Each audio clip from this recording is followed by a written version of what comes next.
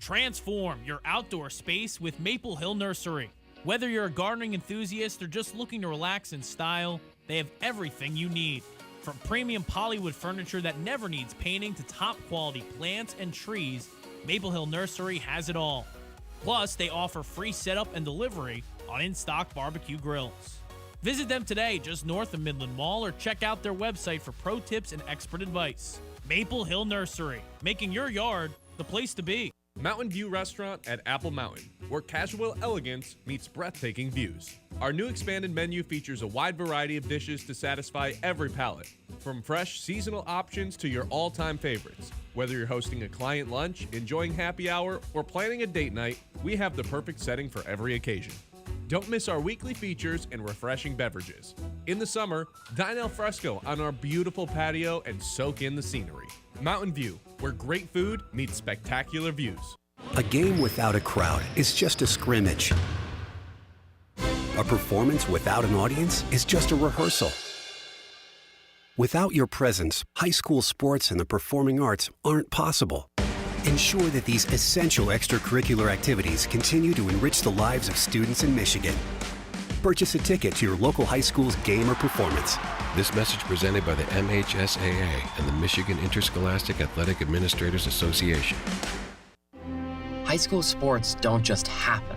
There's a ton of work that goes into every single athletic event. And we have our school's athletic director to thank for a lot of it. Thank you. For scheduling officials, so I can always play the game I love. For ordering quality athletic equipment, so I can stay safe on the field. For mentoring my coaches, so they can be the best role models for me. For coordinating transportation, so I can get focused for the big game. For helping us develop character and learn lessons that will benefit us for the rest of our lives. Thank you to our AD for always creating a positive experience for us. We'll never forget it. From all of us at the NIAAA, thank you to every athletic administrator in Michigan for all you do to enrich the lives of your students. It does not go unnoticed. This message presented by the NIAAA, the National Interscholastic Athletic Administrators Association. From the Blazy Electric Studios, this is Sports Radio 100.9 The Mitt, WLUN, Pinconning Bay City, Saginaw, Midland. Michigan sports aren't just a game, they're a way of life. And now we've got a show dedicated to die-hard sports fans like you.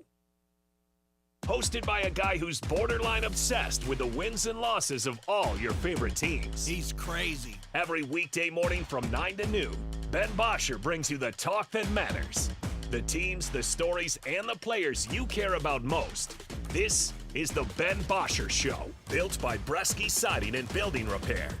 Remember that.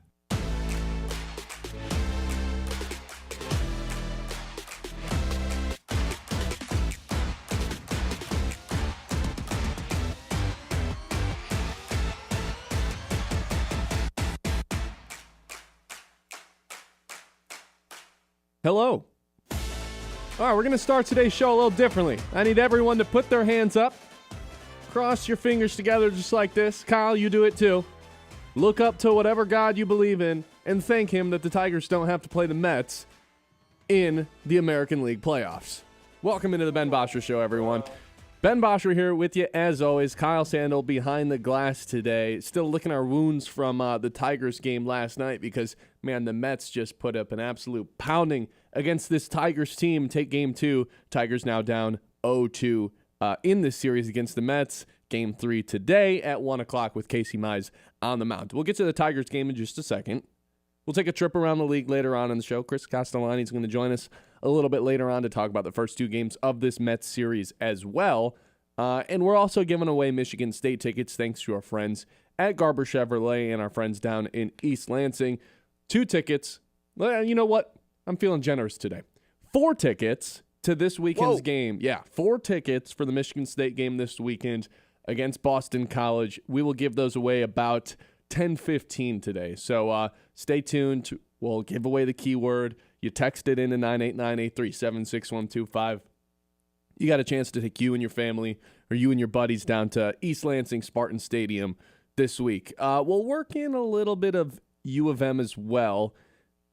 and some Lions stuff because they're going into Green Bay as underdogs, and I think this is actually a good thing. I'll tell you why a little bit later on in the show. But let's kick things off with the Tigers because I think this was such an amazing opportunity for Sawyer Gipson-Long to establish himself as someone who the Tigers maybe are reliant on down the stretch of this season with 1 month left. They announced yesterday before the game, AJ Hinch says Chris Paddock is moving to the pen, right? We're no longer going to continue to throw Chris Paddock every 5 days. We've been asking for that for, 3 weeks now? After one of those pathetic starts that he had a couple weeks back. We've been asking for this for a while. So AJ Hinch says this on the way out of his press conference, and it leaves everyone wondering, who is going to be the starter then, the fifth starter, if Chris Paddock's coming out of the bullpen? Well, Sawyer Gipson-Long gets the start yesterday, and I'm thinking to myself, look, this is a big opportunity for this kid to establish himself as someone who the Tigers can use in the rotation for the last month of the season. Instead of having him be an opener, they can let him go out there and try to work this Mets team. And it started out nice, right? Like, has a strikeout against Juan Soto in the first inning, gives up a hit, but gets out of it. Like, it looks like a promising start, and then gives up 2 home runs. The Mets absolutely light him up, take BP against him. This was a big opportunity for the kid, and it was disappointing in every single way you can possibly think of. Now, a really tough situation to put yourself in, going up against this Mets lineup, which is dangerous as hell. But still, like, a huge opportunity for this guy, and just completely wasted it in every way, shape, or form. So now that the Tigers are down to 4 starting pitchers, if you're not including Sawyer Gipson-Long into that mix, all of a sudden you're looking at Tarek Skubal as your only guy that you really trust. And then the other 3 guys would be Jack Flaherty, formerly just bad in the 5th and 6th inning, now bad all the time, 5.51 ERA in August. Casey Mize, post-All-Star break. You know what? I'm going to save that stat for a little bit later. It's bad, though. It's really bad. Charlie Morton, he's given up 5 home runs in the first month he's been here. Also leads the league in hit batters at this point in the season. And then Sawyer Gipson-Long, like I said yesterday, the Mets absolutely light him up. It's Scooble and M. That's what it is at this point. Remember that old Cade and them meme? It's Cade and the boys down at... That's Cade and them, right? I didn't even know we had that in the board. Yeah, this is Scooble and them. It's Scooble and everyone else right now. And I know, Kyle, like, your panic meter might be even a little higher than mine is right now because the Tigers are going into a postseason, and regardless of if it's a 5-game series, a 7-game series, or a 3-game series, which is unlikely considering they're probably going to get a first-round bye, after game 1, you're kind of just petrified as to what you're going to get from Flaherty or Mize or Morton or SGL. They came out and basically said, we're not going to use Melton as a starter. We like him as this bullpen guy who can come in relief and pitch bulk innings. And I agree, like, he's been a weapon out of the pen, even though his long-term future here is clearly as a starter. I like him as insurance when some of these guys go down. But, hey, if he's going to pitch 3 innings because Flaherty's got to get pulled after 2 or 3, guess what? You don't have that guy the next day. You can't rely on him every single day or back-to-back days. Look, I look at the rest of the guys in the lineup right now, or in the rotation outside of Tarek Skubal. I'm not confident in any of them. So, whereas last year it was Skubal and pitching by chaos and kind of just using duct tape and glue and string and piecing it all together, now they actually have the pieces. It just feels like any one of them on any given day could be the worst pitcher in the league. That doesn't make you feel very great going into a postseason here in the last month of the season.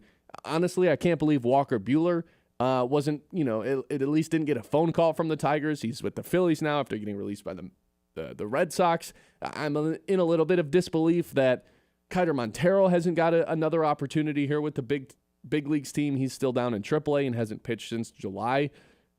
I don't know what the solution here is other than pray and cross your fingers that Alex Cobb or Ikiti or Reese Olson ends up getting healthy at some point. You're banking on those guys to finish up their rehab assignments, or in the case of Reese Olson, just recover from his injury.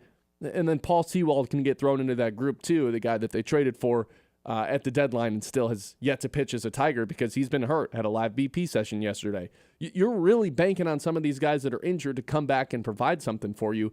Otherwise, I don't know how I can sit here and tell this audience that this team's going to the World Series because the pitching staff outside of Tarek Skubal simply has not been good enough. And we've been complaining about this bullpen for months now, but ironically, in August, they have figured it out. A 2.84 ERA is one of the best months that any bullpen had across baseball. They've been solid in the month of August. It's the starters, ironically, that now we have to worry about going into a playoff series.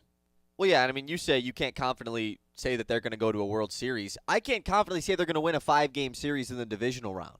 Like you said, my panic meter is much higher. It'd be different if it was this 3-game wild card series and you get the game 1 win with Tarek Skubal and then you hope you can just win 1 of 2 after that. But in a best-of-5 series, how can you trust anyone other than Tarek Skubal out there on the mound? It's quite frustrating that we've gotten to this point, and like you said, they have the pieces now. Sure, I wouldn't really necessarily call them pieces. They just have starting pitching. They actually have like 6 guys that you could consider to be starting pitchers. The unfortunate part is one of them is good, and the other guys, you're really just crossing your fingers like maybe we can get one good outing out of the rest of the 5 of them every time they're out there to pitch. That is not a strategy to win baseball games in the playoffs. You know, that's not a team that you should feel great about. That's not some successful – I don't understand how when you look at the other teams in the American League, you compare pitching staffs. We can talk about the great bullpen. We can talk about the offense that has really done a good job, I think, of trying to claw their way back once they get down early in these games. Yesterday, not so much, but yesterday also got out of hand insanely fast, so what are you going to do about it? But when you look at these other pitching staffs, that's where it starts out in the playoffs. Like, you have to be able to get to your bullpen guys. The Tigers aren't even giving them the option to do that right now with the way their starting pitching is getting blown up. No. Unk getting lit up a couple days ago. Sawyer Gibson Long yesterday. He gives up the 2 shots. And then they actually do try Chris Paddock out of the bullpen yesterday. And good stuff. Before you could even blink, had given up back-to-back home runs. So I just don't know what to say about this team other than I'm real worried. Like 7 out of 10 on the worry scale in terms of what this rotation is bringing to the table in the postseason. I mean, you paid Jack Flaherty $25 million this offseason, and that wasn't to be an average pitcher. That was to be the second guy behind Tarek Skubal. He hasn't been that all season. And now we're in a month, or I guess we just closed up a month, where he has not looked like himself in any way, shape, and form. He had the nice start where he went the full 7 innings, but man, outside of that start, it's been pretty disastrous for Jack Flaherty to the point where you don't really trust him against any good team. And you see what happens when the Tigers pitching staff has won against a good team, as powerful as this New York Mets team. And it's been a tough couple of games, and now they got to try to avoid the sweep today at 1 o'clock with Casey Mize on the mound. I don't know what happened to Casey Mize, though. The difference between That's been him, the shocker, yeah. The difference between him in the first half, pre-All-Star break, when he was named an All-Star, to this half where he is genuinely become a worse pitcher than Kenta Maeda was to start the year, I don't know what happened. I wish I had answers, but he can't throw strikes. He's giving up home runs. Nothing about him is the same. Actually, that he throws the strikes. He still doesn't walk too many batters, but God, he throws it in the zone and he just gets demolished in there. And I think like the more frustrating part about all this stuff with their pitching falling apart is the fact that this was like the big move that Scott Harris made was Chris Paddock, right? And then you still went out like it was made clear by, and I'm not trying to pull back to the deadline too much here because that's quite some time ago now, but we're literally only a month out from it. And the main guy that you got, at least as far as you gave up the most, the highest prospect that you traded for him, he's now part of the bullpen, and in his first appearance out of the bullpen was bad. And they acquired 2 starting pitchers at the deadline, and neither of them are really working out. It was a clear need, and it was something that the front office recognized. You just didn't go out and get guys that actually were going to contribute. Well, I don't think they banked on the demise of Casey Mize, right, like to this degree. Which I don't really blame them for that. I think that kind of came out of nowhere, right? You mentioned Chris Paddock. You know, they gave up more for Chris Paddock than they did for Finnegan or anybody else that they acquired at the deadline. The guy that they gave up, can't talk today. The guy that they gave up, the 14th overall prospect in the system at the time, Enrique Jimenez, over 1,000 OPS in low A since being traded. He's killing it down there. Good for him, man. For the Minnesota low A team down in Florida. So, you always want to trade prospects for players that can help you now. The problem is Chris Paddock hasn't helped you now since that first start he had back when he got traded to the Tigers at the end of July. 989-837-6125. I need your panic scale meter. Where's it at? 1 to 10 with this Tigers team in the rotation going into a postseason with 1 month left in the regular season before we kick things off and get October baseball. Speaking of, I guess the fall, we got football coming up as well. Underwood, he's got one thing going for him when he goes up against Oklahoma this weekend. Tell you what that is a little bit later on as well. We've got some news to get to. Chris Castellani is going to join us, like I said. And, of course, we're giving away Michigan State tickets for this weekend's game. Michigan State taking on Boston College in Spartan Stadium. 4 tickets giving away at 10:15. But the Tigers, before we get to all that other stuff, the Tigers do need one of these 3 pitchers to get healthy sooner rather than later to give them a fighting chance going into the playoffs. 989-837-6125. Tell you who that is when we come back. This is the Ben Bosscher Show, live on 100.9 The Mitt. The Ben Bosscher Show, built by Bresky Siding and Building Repair on 100.9 The Mitt. It is the Scholar Athlete of the Month, proudly presented by Fisher Companies here on Sports Radio 100.9 The Mitt. This month's recipient is Addison Thormeyer from Farwell High School. With a 3.7 GPA, Addison is a member of the track and field and cross-country teams and played soccer for travel teams competing up in age with girls and playing with the boys. Oh, I should go try out for the boys team. Like, why not? Because he was the coach for that team. So I was like, yeah, let's do it. Like, worst thing that happens is I don't make the team. So I go and try out, and he ends up calling me and saying, hey, I want you to come play for me. And it became a lot of fun, ended up being a totally different experience than playing with the girls and one I don't regret having. This fall, Addison is now attending Saginaw Valley State University. She'll major in electrical engineering. To hear the full interview and nominate a local athlete for our scholarship program, visit 1009themitt.com.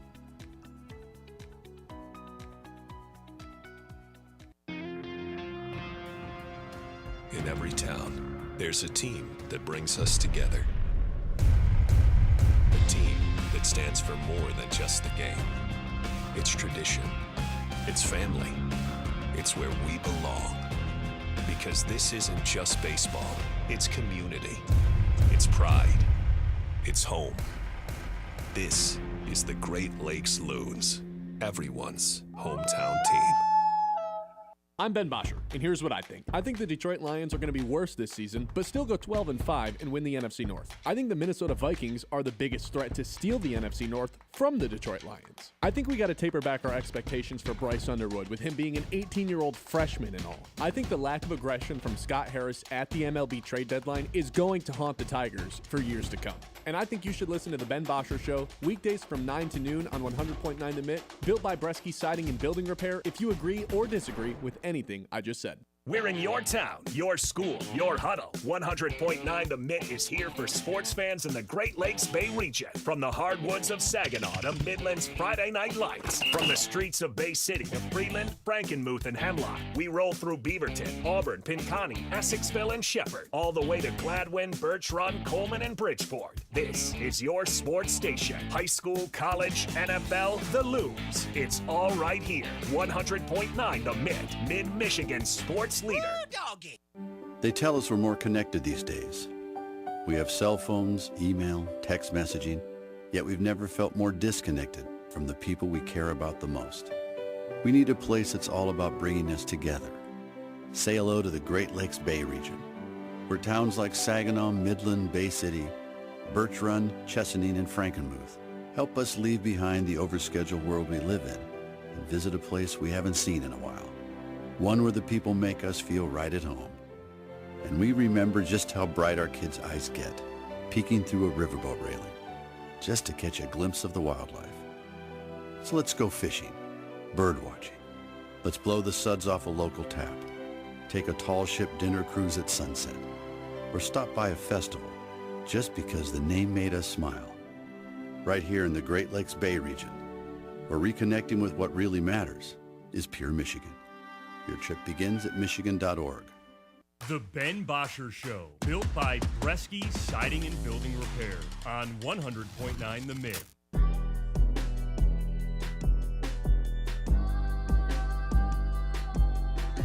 989-837-6125. Taking your feedback on the panic meter when it comes to this Detroit Tigers team, specifically the starting rotation that seems to be Tarek Skubal in them right now.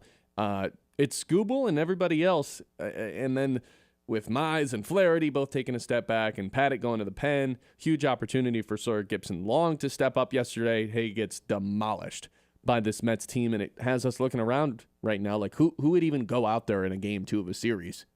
Like, I don't have an answer, Kyle. I think you keep saying it's Casey Mize. I think it just defaults to him, right? I guess he's been awful since the All-Star break. I've got a stat for you later on with him that I don't want to spoil on right now, but he has been awful since the All-Star break. I don't think that's an understatement at this point, and it keeps getting worse and worse and worse. Same with Flaherty. Like, cool, he gives you a great start once every 4 outings. The other 3 are terrible. Yeah, I mean, and right now when you look at as far as what teams you're going to be potentially facing off against in the playoffs, where are you supposed to feel good? You know, it's not like all these other teams are playing great baseball. Like, the Tigers are still going to earn a bye. Hopefully they still get that top overall bye, but you're going to play one of the Yankees, Red Sox, Mariners, or Astros in round 2. A lot of offense. Any of those, I mean, maybe the Astros you feel a little bit good about because you did beat them. You swept them recently. Like, sure. Had their number in the past. But once again, it's like you just compare pitching staffs. The Mariners have a much superior staff. The Astros have a better staff, even though the Tigers' bats played good against them. And the Yankees and Red Sox have just incredibly better offenses than the Tigers do. So yeah, putting like Morton or Gipson-Long or whoever it ends up being, even a Mize or Flaherty, putting those guys in Yankee Stadium and letting that lineup attack them, horrifying. And Sawyer Gipson-Long is going to get another chance. Before he even made the start yesterday, A.J. Hinch said that he's going to get either another start or a long bulk inning period against the Yankees next week. Yeah, I wonder how that one's going to go. Right. Just a tough – I mean, what a tough spot for the kid, huh? Hey, you're coming back to the majors and actually becoming a real starter now fully. Mets and Yankees back-to-back. Well, what's the point of pitching him against the White Sox this No, I know. weekend? You may as well see if he's got it against the good teams. You're going to have to play good teams when we get to the postseason anyway. Good point. Can we try Troy Melton, man? I look, like, I understand this whole, I like him out of the bullpen. What's the point in having him as a weapon out of the bullpen when you're losing 6-2 when he comes in the game? No, I get that, man, but, like, okay, let's say he does start game 2. And then he struggles. Or, hell, let's say he doesn't struggle. He gets through 5 or 6 innings. Then what on earth happens from the time, you don't get him for another 4 or 5 games, if that's the point, or if that's the case. And then what happens before you get to Veston Finnegan? I would rather take the risk with a guy pitching 1 inning than Troy Melton coming in the 4th inning when we're already losing and the game's essentially over. But then you just don't get him. For what? Would you rather win a game or lose a game? You know, like win a game. Like that's the question I'm asking here. Like, I don't know. I just feel like, why are we exercising all these different options and not including Troy Melton, the guy that has clearly showed the most promise as a starting pitcher in this? If Flaherty and Mize continue to just spiral out of control here in September, I'm going to be on board with you. I feel fine about him coming out of the pen right now, though, because you can use him a little bit more frequently, which I think the Tigers could benefit from. 989-837-6125. Our man Dwayne from Bay City chiming in says, Harris only prepared this team to win the AL Central, not the entire American League at the deadline. Mize is not stopping the bleeding today, and it'll be an embarrassing home sweep. Yeah, not a ton of confidence right now from our guy Dwayne over in Bay City. It's hard to dispute that, though. Right. Like, there's nothing I can sit here and say, like, yeah, here's why Casey Mize is going to actually have a good outing today. I wonder if they actually... any reason to say that? Right. To Dwayne's point, like, I wonder if they... Well, his comment he made before that one. I wonder if they actually are banking on Alex Cobb to come back. Is that still in the Tigers' plans? Oh, do we want to go over what happened to Alex Cobb last night in his rehab start? Why not? Oh, he came in relief for Jose Urquidy, and he ended up pitching 1 inning, giving up 1 hit, and walking 3 batters. 3 outs. Somehow put 4 base runners on. Hey, man, so you're telling me he got out of it, though? I didn't hear any earned runs in that. No earned runs. Put 4 runners on, though. So you're saying he can get out of a jam? No, I'm saying I don't know why he came out. I'd assume his hips hurt. Right. Maybe that's a dangerous assumption. I shouldn't be assuming injuries, but... Man, like, I think with Alex I'm so Cobb, done playing this game with Alex Cobb. I'm so over it. I'm more reliant on Paul Sewald to come back in some way.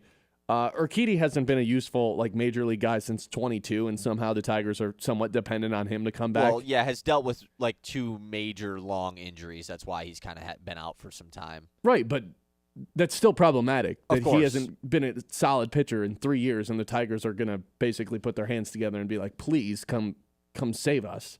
Ironically, one of those 2 guys is probably going to start a game for the Tigers this year, right? Yeah, I would think so. I mean, especially because they've now been in AAA for a couple of rehab assignments. You don't just keep those guys there when the current state of the pitching staff is in dire need of anything. That's the good part about September when you have the extra pitching spot on the roster, on the major league roster. They need to try everything possible this month to just see what they can get out of anyone. And if there's any sign of light, because you and I know how important it is to go into the postseason with consistency. It doesn't matter how you pitched in April and May. I mean, look at Casey Mize. If Alex Cobb or Jose Urquidy comes up and actually has a decent outing, why wouldn't they start a playoff game? You know what they say, man. September's the month to experiment with everything and figure out who your team really is. It's frustrating, you know? Yeah, experiment when you're 20 games up and clearly in first place in your division. It's just weird that that's even the conversation we're having, you know? It is a bizarre circumstance to find yourself in, that you're this many games over 500 because of the success you had from Casey Mize in the first half of the season and the success you've had occasionally from Jack Flaherty throughout the season, but to still have this much worry going into a postseason because of the lack of, contribution that these other guys outside of Tarek Skubal have given you. And hell, even the Tigers have shown in August that just because Tarek Skubal's out there, it's not a guaranteed win. Yeah, that's the the scariest part. They lost 2 or 3 Skubal starts in Skubal August. starts, yeah. You lose a Skubal start with this team and the rest of this rotation. Series it's over. Yeah, it's you're cooked. Reese Olson, crossing your fingers that he comes back. No updates from him in the injury report that came out yesterday. My big question is what happened to Kiter Montero? I know he's not some lights out guy and he's been given plenty of opportunities and he's been up, he's been down. I think this year's he's been worse than he has been last season, but man, when he got sent down at the end of August, 4.66 ERA, why is he not getting another chance? That's fair. I mean, yeah, he probably should get another chance just because of I feel more experience than Gibson Long. Yeah, and I thought that the extra pitching spot in September was either going to go to SGL or Montero. It just kind of made sense to add another bulk inning guy, and honestly, they made that guy a starter because I didn't see them moving Paddock to the bullpen. So I will say a little bit of kudos to A.J. Hinch for doing that. It didn't really matter, obviously, because Sawyer Gibson-Long wasn't great.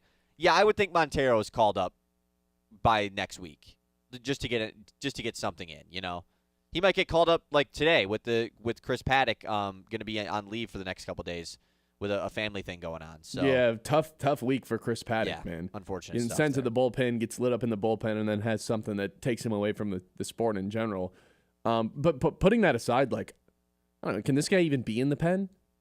I mean, he had one pen experience yesterday, and the Mets just destroyed him. Before you could even go to the bathroom and come back, he'd given up 2 home runs. Yeah, and it's sometimes you feel like you want to have guys like that available in the bullpen, guys that can give guys who stink. Well, sure, that's not where I was going, but guys that can give you 2 or 3 innings in the bullpen just for a playoff series because of how short leashes the starters are typically on. But I think with how the Tigers handled things last year, they kind of probably want to rather have so many different one-inning bullpen guys available for them in a playoff series so they can just throw out different guys left and right. And it worked for them last year. Not saying they have all those different great guys this season like they had a year ago, but the odds of Paddock making the playoff roster cannot be very high at this point. 50-50? Yeah. I really think it depends on what happens in September with a lot of these bullpen guys to see if who any ends of up them catch making light, the roster. Because Hinch has said, it's not necessarily the pitching by chaos of flipping, the way we think about the game upside down, but they're going to be using all 40 of these roster spots that they have between AAA and the majors for the next month, series by series, to kind of just be choosing who they want to have part of their bullpen and who they don't. You don't have the luxury of doing that once you get to the postseason, though. You're going to have to figure it out. So basically got another month to figure it out. Adam texting in says, not too panicked. I think we're forgetting that we are ahead of where we were. Hold on. I'm having I think we're forgetting that we are ahead of where we thought we would be this early. We're not early into the season anymore, man. If that's what you're trying to say, Adam, but like we're here at the postseason, and look, thank God they have a first round bye. Hopefully, assuming they don't fall apart in September. Yeah. But man, it's far from a flawless team. Let me ask you a dumb question. Are the Tigers in a better spot right now than they were last year? When last year, like at this exact moment, when last year they weren't even in a playoff picture currently. Yes. But they were playing much better baseball. I think they are. They're in a better spot like this year? I think the offense is a lot more reliable this season than it was and last year. Is kind of a dumb, like I said, it is a dumb question because you are 20 games over 500, clearly locked into the playoffs, locked into a first-round bye essentially as well. Well, you also last year walked into the postseason like with gasoline poured all over yourself on fire. Like you were scorching. But it kind of worked. Yeah, it did. But I just think the offense is a lot more consistent this year. Like you've got Riley Green, who's having the best year of his career. Yeah, it felt like the wins last year were just like, I mean, obviously they were magical. You were just piecing them together. You just needed to scrape in 2 runs and you could win a game. Like, I mean, Kyle, we were doing shows like the 6 p.m. show, and I remember telling Brad this at one point too. Like, I don't know what else to say about this team. Like they're just figuring out these crazy random ways to win in the 8th and 9th inning. It makes no sense. That's just what we had to say over and over again. Now there's actually like tangible, like this is what this team's good at. This is what they're not good at. Here's why they win. Here's why they lose. Last year it was like, how the hell is this happening? Right. By the way, Adam texted in and clarified. He meant early in growth, like how young this team is. I was thinking about this yesterday. We didn't think they were going to be this good this year, you know? I was thinking about this yesterday, though. I wonder, and this is like a topic for an off season, but do you think they like their own guys too much? Like Scott Harris falls victim of like smartest guy in the room. Oh, for sure. I 100% believe in my guys more than anybody else, so why would I need to add externally? Yeah, I totally think that's the case, which sometimes that isn't a bad thing. Like, I think you should probably value your players more than the rest of the league does, but I think Scott Harris may take it a little bit far. I think there's like 7 guys on this team that Scott Harris was like, why would we ever move off of them? We have 7 guys in the lineup that we don't even need to upgrade. Like, do you think McKinstry and Perez do you think those guys fit into that conversation? I'm starting to think Perez actually does to me, but yeah, McKinstry's like look, I know it's a great season, but if you got a chance to upgrade that spot, you do it. But and to I feel his like point, like when that hasn't been the issue post trade deadline. Like those guys have still been fine, you know? Yeah. It's been a clear to the pitching. So, I don't know. Jackson Jobe would be helpful. Reese Olson would be helpful right now. 989-837-6125. We got some Bryce Underwood stuff coming up. Again, Chris Castellani's going to join us, and we're giving away 4 Michigan State tickets at 10:15. Got to hit the news first. We'll do that when we come back. This is the Ben Bosscher Show live on 100.9 The Mitt. If you're looking to move, meet Matt Smith, Modern Realty. Redefining real estate with a fresh and modern approach. Whether you're buying, selling, or investing, Matt Smith delivers personalized service tailored to you. Cutting-edge marketing, local expertise, and a commitment to making your real estate experience as smooth as possible, because that, I know, can be a little bit stressful. From cozy starter homes to luxury properties, they know how it all fits together perfectly. Trust the team that combines innovation with real-world know-how. That's Matt Smith, Modern Realty, and this is the Ben Bosscher Show on 100.9 The Mitt. The Ben Bosscher Show, built by Bryce Siding and Building Repair on 100.9 The Mitt. Last night, the Loons kicked off their 6-game series at Lake County with the captains, and we got a major feel of playoff baseball, but unfortunately, Great Lakes would fall in extra innings 7-6. A back-and-forth game where Josue DePaulo went deep, Zaire Hope and Eduardo Quintero supplied RBIs, but the captains walked it off in the bottom of the 10th with a sac fly to win. On the pitching side, Cam Day came in and was sensational for Great Lakes, striking out the final batter in the 7th, 8th, and 9th innings. And also had this highlight reel pickoff play in the 8th. Throw over. They got him! Gonzalez picked off Day with an amazing move. Vetrano applied the tag, and Gonzalez negated after that single. He's back to the dugout. Wow. Loons got to win 4 of the next 5 to get into the postseason, and Game 2 at Lake County is early. First pitch at noon. Pre-game coverage at 11:50 right here on the Mitt. Leaky gutters? No problem. Shabby shingles? We got this. Remodeling? Yup, that too. Call Bresky Siding and Building Repair, your roof, gutter, and remodeling experts. Any job, anywhere. Breskies can do it all. Call me, Derek Bresky, at Bresky Siding and Building Repair today for all your roofing and gutter needs. Call my dad, 989-529-8167. Is your business protected, connected, and running at full speed? At Ironstack Technology, they provide rock-solid IT solutions, cybersecurity, and support tailored for small and mid-sized businesses. From managed services to cloud migration and 24/7 monitoring, they've got your back so you can focus on what matters most, growing your business. Visit IronstackTechnology.com today and build your IT on a foundation of strength. Ironstack Technology, IT that works as hard as you do. For 100 years, Forward Energy has been more than just a home heat and fuel provider. We've been a part of your community, and you've been a part of our family through every storm, every season, and every moment. We've been right here, keeping you warm and safe. As your hometown energy provider, we deliver more than just propane. We deliver peace of mind with reliable service, quality you can count on, and a commitment to always being there when you need us most. Forward Energy, 100 years strong, fueled by family, powered by community. Mountain View Restaurant at Apple Mountain, where casual elegance meets breathtaking views. Our new expanded menu features a wide variety of dishes to satisfy every palate, from fresh seasonal options to your all-time favorites. Whether you're hosting a client lunch, enjoying happy hour, or planning a date night, we have the perfect setting for every occasion. Don't miss our weekly features and refreshing beverages. In the summer, dine al fresco on our beautiful patio and soak in the scenery. Mountain View, where great food meets spectacular views. In every town, there's a team that brings us together. A team that stands for more than just the game. It's tradition. It's family. It's where we belong. Because this isn't just baseball. It's community. It's pride. It's home.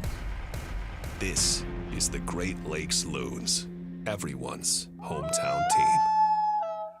Local sports don't stop when the game ends, and neither do we. 100.9 The Mitt is your digital home for the latest news across the state of Michigan. From high school to college and the pros, it's all on our socials. Follow us on Facebook, Instagram, TikTok, and YouTube. Just search 100.9 The Mitt and join the squad. Stay locked in on the latest stats and stories with exclusive video takes from local talent. Sports Radio 100.9 The Mitt. Sportsmanship has never been more important between the lines in athletics and outside those lines in our communities. To listen, to respect, to understand, to practice common decency, to have competition without contentiousness. Sportsmanlike qualities are essential components of life itself. Let's all work together to not only be good sports, but good people. A message from the Michigan High School Athletic Association, promoting the value and values of educational athletics. The Ben Bosscher Show, built by Bresky Siding and Building Repair on 100.9 The Mitt.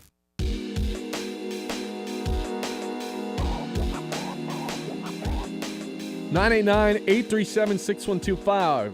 Kyle, I think it's time that you hit everybody with the news. The Mitt's Morning Catch.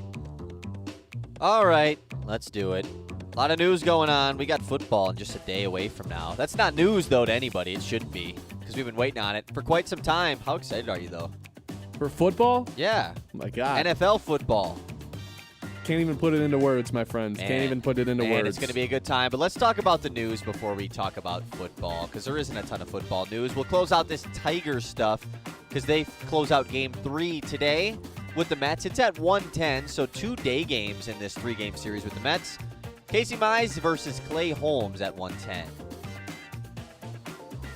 I feel like we've said enough about Casey. Yeah, I was bashed him a little just too much, throwing maybe. in the first pitch time for the people. Appreciate you, Kyle. We got a new AP poll in college football. Ohio State, the new #1 team in the country. LSU moves up to 3. Texas falling to 7. Clemson to 8. Florida State moves up into the ranking all the way up to 13. Whew. Jumped Michigan. Falls to 15. Boy, Michigan, after that, we've been gassing up their performance all week, and they fell. Pretty crazy stuff. It's the AP poll. It's completely meaningless. The one thing that I'll number, say, though, one number. just the number next to the team name, man. It's important. Not when the AP poll is putting it out. I will say I was a little bit surprised LSU wasn't the number 1 ranked team. Really? A little bit. I thought they had a better win against Clemson than Ohio State did against Texas. I mean, look, the Ohio State defense was good. Oh, Matt Patricia, he's a genius. They beat the number 1 team in the country, you know? Yeah, because Arch Manning sucked, Kyle. So, he was so they still bad. did. He was so freaking bad. The LSU win I actually thought was like, I don't know. I just thought it was a better win considering the Clemson defense. You know, they've got some of the best players in the country. I thought it was a better win. It doesn't matter. The one thing I'll say that jumps out, why is Alabama still ranked? Yep, 21st in the new ranking. They looked terrible. They really did, yeah. Forgot to mention Miami jumps up to number 5 as well after their top 10 win over Notre Dame. Illinois ranked above Michigan, too. Interesting stuff. Crazy. All the way up to 11. Okay, kicking things around in the news. We got some interesting news in the NBA world, Ben. Boy, what a weird situation we got going on here. When I first saw this, I didn't realize how big of a deal it was. The longer, I don't know, this broke like 3 hours ago at this point. Yeah. This seems like it could have some major implications on the season. Some investigation going on with Kawhi Leonard and the LA Clippers ownership, specifically Steve Ballmer.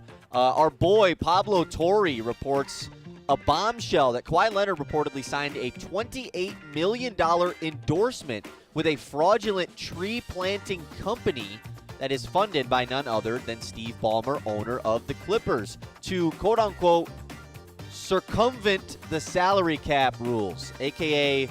work around, essentially. You have some more stuff on this, correct? Let's dumb this down for everyone. Kyle, you did a good job of explaining what's actually going on, the reporting. Here's what's going on. Kawhi Leonard got paid, what was it, $30 million? $28 million? $28 million to endorse this company that is real. Like, we've had other celebrities endorse this tree planting company. Here's the problem. Kawhi Leonard not once has ever publicly endorsed it, and there's something that's actually worked into his contract with this company that says the only way he gets paid is if he's on the Clippers. So essentially, Steve Ballmer, the Clippers owner, is paying this guy $28 million extra under the table off the salary cap. Only playing for the Clippers is the craziest part of this. Like, how is that? There's gonna be some punishment for this, right? Just quickly, like, looking into it, I mean, very, very briefly, the Timberwolves apparently did this already once upon a time and got 3 first-round picks taken away.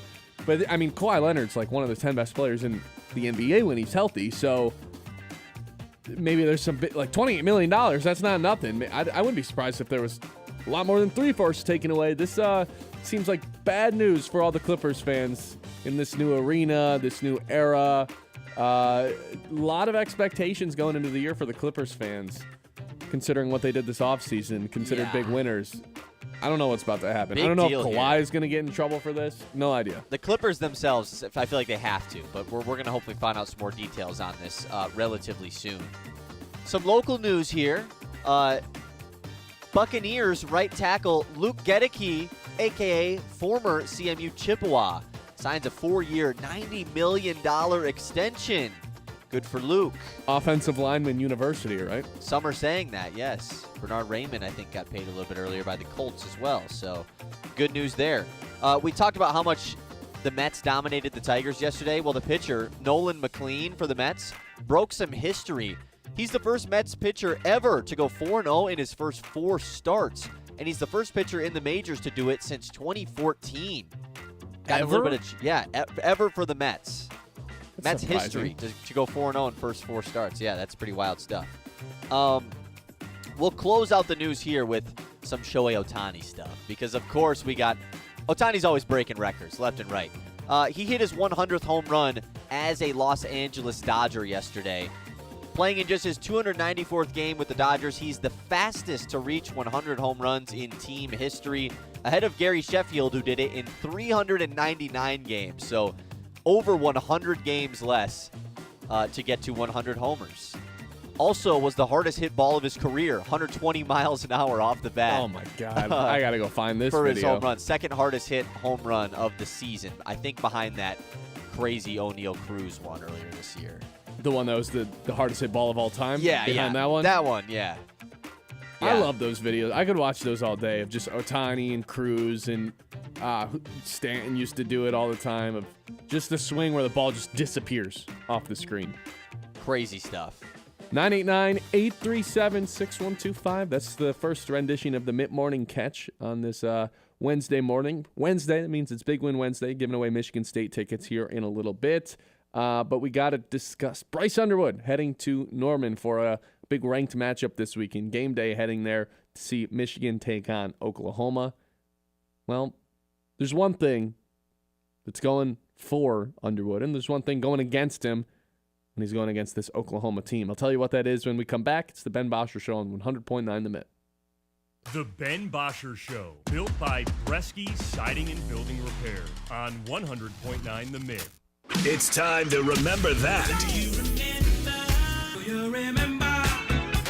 With Kyle Sandel. Presented by Matt Larson, Farm Bureau Agent, located downtown Midland. All right, we got news yesterday afternoon prior to Tigers-Mets Game 2 that Chris Paddock has officially been moved to the bullpen, will no longer be a part of the starting rotation, at least for the remainder of the regular season. But I would assume that means the same for the playoffs. And wow, this just goes to show one of them Scott Harris trade deadline transactions didn't work out. You gave up the 14th overall prospect in the system for Chris Paddock. And once again, I'm not sitting here to talk about, oh, you shouldn't have given up the 14th prospect, because most Tigers fans probably don't know who that player even is. Not saying they shouldn't either. However, the current state of the Tigers' starting rotation is kind of the direction I want to lean into that. The fact that A.J. Hinch has made this decision basically a month after acquiring Chris Paddock, it should be a major cause for concern for Tigers fans headed into the playoffs. Similar to last season, the Tigers are likely going to enter into the playoffs with a starting rotation feeling of Skubal and everybody else. Now, last year it was because everyone was hurt, and you kind of felt fine about it because the pitching by Chaos was awesome. This year, you actually have 5 or 6 starting pitchers on the roster, and you still only trust Tarek Skubal. Look, Detroit's going to get a bye, so we can't complain that much. It's still an overall great season. But with the current state of the Tigers starting rotation, I don't know how you feel confident against any team in that first-round divisional series, best of 5. Remember that, presented by Matt Larson, Farm Bureau Agent, located downtown Midland. Broken appliance? Don't panic. Call Mr. Appliance. With a 4.9-star Google rating, our expert service professionals deliver speedy service with a 1-year done-right promise, so you can count on long-lasting repairs. We treat your home or business with care, no mess, and no trace left behind. Ask about our appliance wellness program to keep things running smoothly year-round. Visit us online at MrAppliance.com for easy online scheduling and local contact information. Mr. Appliance, speedy, trusted, guaranteed. At Tommy's Express, you can get your car clean, shiny and dry in just minutes. Our state-of-the-art eco-friendly wash delivers a spotless finish every time. With the Tommy Club app, enjoy unlimited washes or paper wash. Skip the line with license plate recognition and manage everything right from your phone. Fast, clean, and simple. Visit Tommy's Express today and see the difference. Text Clean Car to 86697 for a free works wash. Offer valid for new guests only. By participating, you consent to receive promotional information text from Tommy's Express. Message and data rates may apply. Message frequency varies. At First Class Epoxy Floor and Counter, floors don't just get coated, they get a makeover. Epoxy's so tough, it shrugs off spills, stains, and even your wildest dance moves. Garages, workshops, anywhere you want a floor that's smooth, shiny, and just a little bit sassy, they handle it all with style. No more boring floors. Get ready to impress everyone who walks through the door. Slide into durability and flair. First Class Epoxy Floor and Counter, where your floors get the VIP treatment they didn't know they needed. At the Great Lakes Loons, our commitment to community goes beyond the ballpark. Through the Volunteer program, Loon staff and even players roll up their sleeves to serve the Great Lakes Bay region. From packing food boxes to reading in classrooms and even cleaning up local camps and parks, it's hands-on work that helps build a stronger, more connected community. Volunteer isn't just what we do, it's who we are. Because being part of this region means showing up when it counts. The Great Lakes Loons, serving the Great Lakes Bay region since 2007. Every Wednesday on 100.9 The Mitt on the Ben Bosscher Show, you've got a chance to be a big winner. That's what this is all about. It always has been about. For the next 3 weeks, thanks to our friends at Garber Chevrolet, we are going to be sending someone to the Michigan State Spartans games for their matchups against Western Michigan, Boston College, and Youngstown State. All you have to do is be listening to the show at 10:15 and listen for that keyword to text in. Big Win Wednesday on the Ben Bosscher Show, thanks to our friends at Garber Chevrolet. This is more than just a lineup. It's a daily ritual for the die-hard Michigan sports fans. At 6 a.m., Anthony Bellino wakes up the state with Spin on Sports. I do not believe it. At 9, the Ben Bosscher Show is appointment listening hosted here in the Great Lakes Bay region. I would like to buy some Casey Mize stock. America's Best takes over at noon. The Herd with Colin Cowherd. Well, what about Patrick Mahomes? And at 3, Bill Simonson brings it home on The Huge Show. Sports Radio 100.9 The Mitt, for the most passionate fans in Michigan. From the hometown heroes to the college legends to the pros on Sunday, 100.9 The Mitt is your home for wall-to-wall play-by-play coverage. High school football, basketball, and hockey. Region champions for the first time in school history. Michigan State football and basketball. Touchdown, MSU! The NFL, Thursday, Sunday, and Monday night primetime games. And don't think we forgot about your hometown team. The Great Lakes lose. That ball's over and out of here. 100.9 The Mitt. Scrolling? Make it count. Want local sports content that actually matters? Yeah. 100.9 The Mitt is loaded with local highlights, viral plays, breaking sports news, and takes you can't get enough of. It's hot! Follow us on Facebook, Instagram, TikTok, and YouTube today. And you'll never be out of the loop on the Lions, Tigers, Pistons, Red Wings, Michigan, Michigan State, and even the biggest stories in high school sports in the Great Lakes Bay region. 100.9 The Mitt, Mid-Michigan's sports leader. The Ben Bosscher Show, built by Bresky Siding and Building Repair on 100.9 The Mid.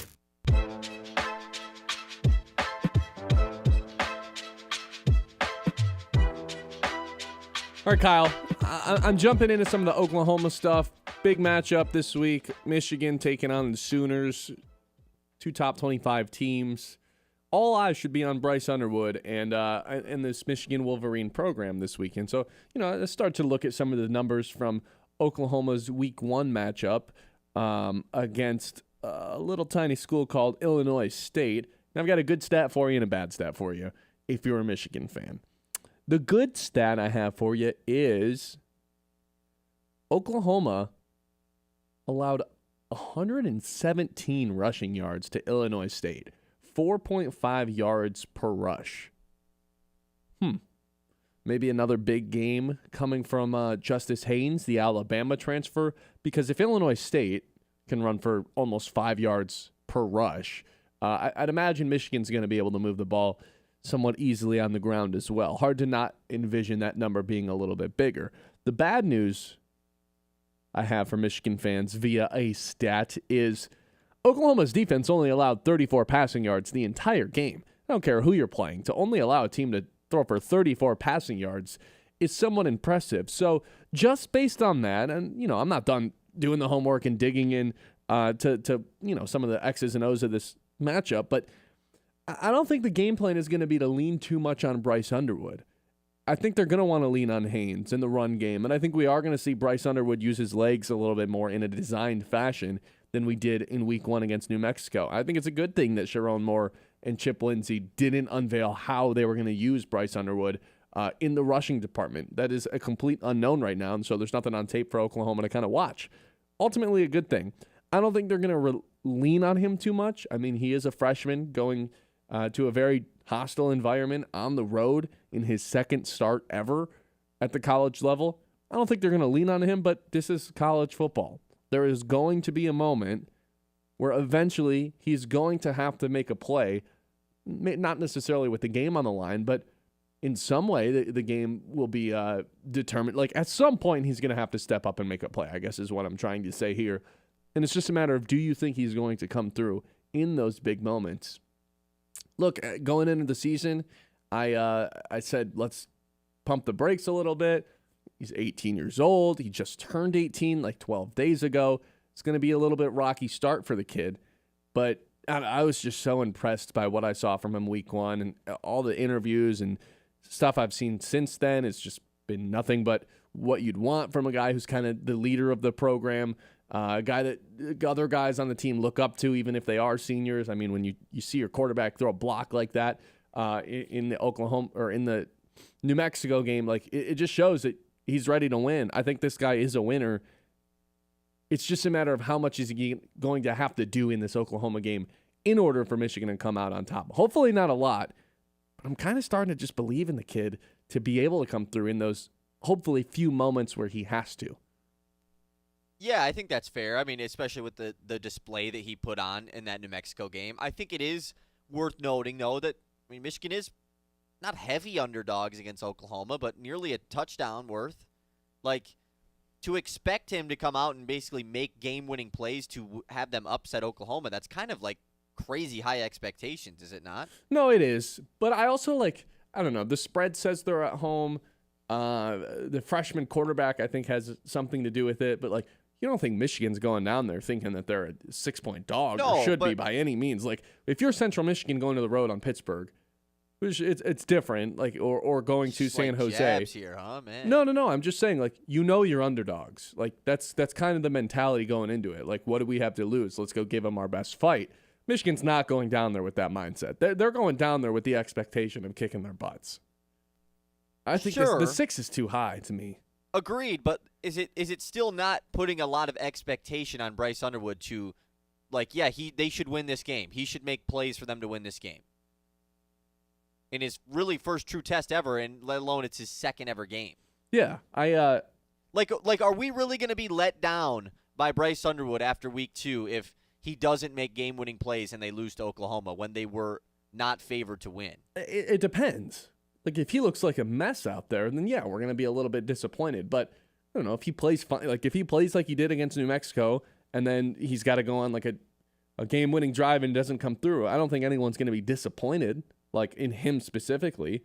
There's learning curves, It completely depends how he plays. Right, that's kind of what I'm saying. I just feel like that's why all the Bryce Underwood stuff after week 1, I do agree with it. I think that it comes with a little bit of a caveat because of this game being placed so early in the year, this Oklahoma game, that maybe originally I didn't think Michigan would be this much of underdogs in, coming into the season. But obviously they are now. So I don't know. I'm interested to see how it goes down. I'm not putting all my stock of Bryce Underwood into this game though. I will say this: I think there's a lot more pressure on Oklahoma in this game versus. Agreed. There's a fly right by my microphone. I thought it was on my screen, so I'm happy to know that it's over by you. No, it's over here. What I was saying was there's a lot more pressure on Oklahoma despite them being the home team because again, Michigan's coming in with Vegas expecting them to lose. I mean, they have an 18-year-old quarterback, and even if they do lose, there's a clear path for them to still have 10 wins, potentially beat Ohio State and punch their ticket into the playoffs again.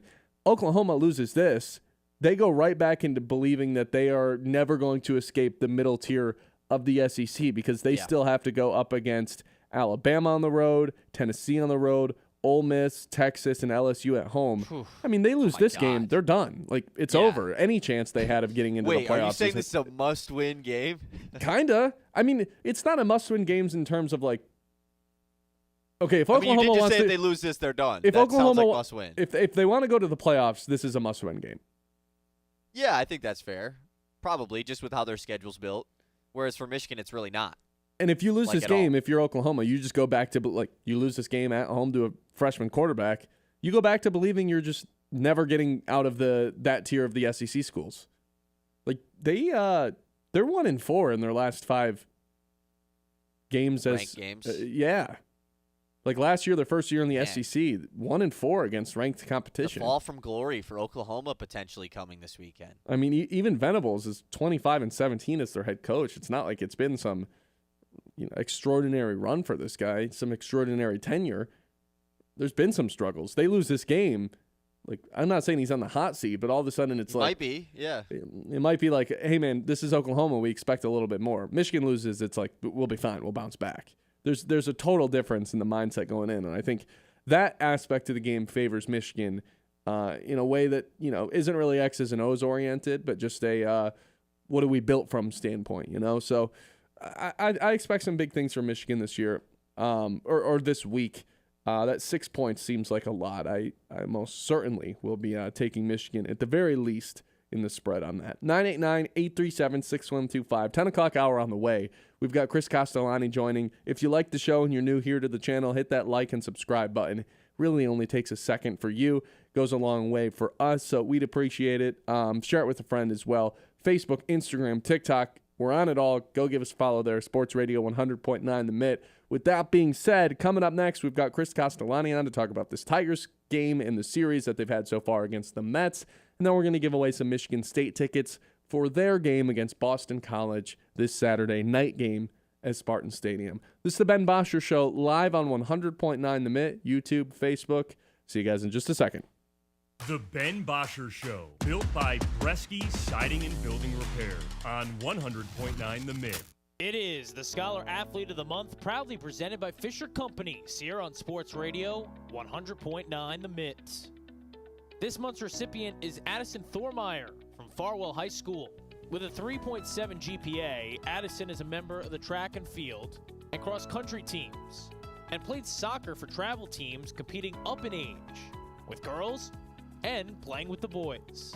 Oh, I should go try out for the boys team. Like, why not? Because he was the coach for that team. So I was like, yeah, let's do it. Like, worst thing that happens is they don't make the team. So I go and try out, and he ends up calling me and saying, hey, I want you to come play for me. And it became a lot of fun, ended up being a totally different experience than playing with the girls, and one I don't regret having.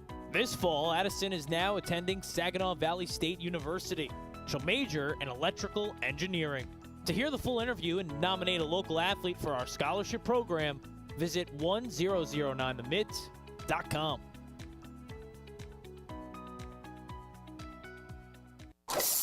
Hey, did you guys catch anything yet? Not a thing. Ah, bummer, neither have we. I'm actually just about to head into town. I'm gonna go into Higher Standards Automotive. They got this award-winning service department with amazing technicians and this large parts department in case I want to fix it myself. They got the part there. Whatever. No, I'm serious, man. It's out there. Yeah, just like when you tried to convince me Bigfoot was real. Ray? Bigfoot's behind me, isn't he? Yeah, we got it. Run! Get out! Stop into Higher Standards Automotive, North Eastman Road in Midland, right past the mall. Transform your outdoor space with Maple Hill Nursery. Whether you're a gardening enthusiast or just looking to relax in style, they have everything you need. From premium polywood furniture that never needs painting to top quality plants and trees, Maple Hill Nursery has it all. Plus, they offer free setup and delivery on in-stock barbecue grills. Visit them today just north of Midland Mall or check out their website for pro tips and expert advice. Maple Hill Nursery, making your yard the place to be. In every town, there's a team that brings us together. A team that stands for more than just the game. It's tradition. It's family. It's where we belong. Because this isn't just baseball. It's community. It's pride. It's home. This is the Great Lakes Loons, everyone's hometown team. Health concerns in high school sports go beyond physical injuries. The mental well-being of our young people is a hotter topic than ever before. The Michigan High School Athletic Association website has resources to help adults and students recognize potential problems and deal with them in a positive way. You can learn more about these mental health resources on the Health and Safety page of the MHSAA website. A message from the MHSAA promoting the value and values of educational athletics. From the Blazy Electric Studios, this is Sports Radio 100.9 The Mitt, WLUN, Pinconning Bay City, Saginaw, Midland.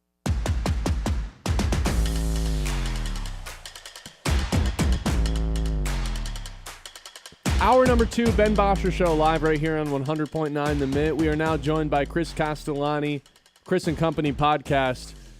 Man, Chris, I thought yesterday was such a big opportunity for Sawyer Gibson-Long to maybe insert himself into this in this rotation that desperately needs a little bit of help right now. They move Paddock to the pen, and then they find out he's going to be on leave for a little bit anyway. But a big opportunity for Gibson-Long. You know, that's a lot to ask to go against this Mets lineup, and we saw that firsthand yesterday. Pretty disappointing start for the guy. Yeah, I'd say so. I mean, and it's a tough thing for him, honestly. Like, in a vacuum, I can't get super upset at the individual. You know, it's his first start back in a while. It is, no, he's rehabbing still from Tommy John surgery. It's his first year back. That is a long process. But, yeah, no, I mean, it was a disappointing outing for him, and I think just in general, very disappointing outing for a pitching staff that, and I talked about this in my postgame video last night, I will give AJ some credit for not just, you know, banging his head against the wall. They're trying to mix things up. They're trying to mean, let's be honest, trying to recapture at least somewhat of the, what made them successful a year ago with the pitching chaos. But, a lot of these guys just don't have it right now. It was a pretty disastrous start, and then it got even more disastrous when you turn things over to the bullpen. And look, he'll get another opportunity. He'll get multiple opportunities here as they try to figure out, who's game and who isn't down the stretch here. But he was poor. It's funny too, because for so long the Tigers fans were upset with this bullpen and the lack of guys that they brought in at the deadline. Finnegan's been amazing, obviously, and the bullpen in August as a total has, I know we're past August now, but I mean a 2.84 ERA that month. The addition of Troy Melton to that bullpen too was, it did wonders. Like, this was a totally different bullpen last month compared to what it had been the first, 4 months of the season. The irony now is that this rotation is the biggest worry going into the postseason.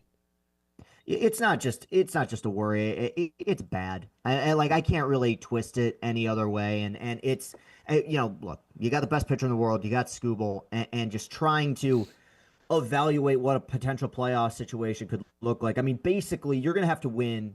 He's going to have to pitch great in every start in October if they want to really make a deep run. You can't lose a Skubal start, which is a lot of pressure to put on the guy.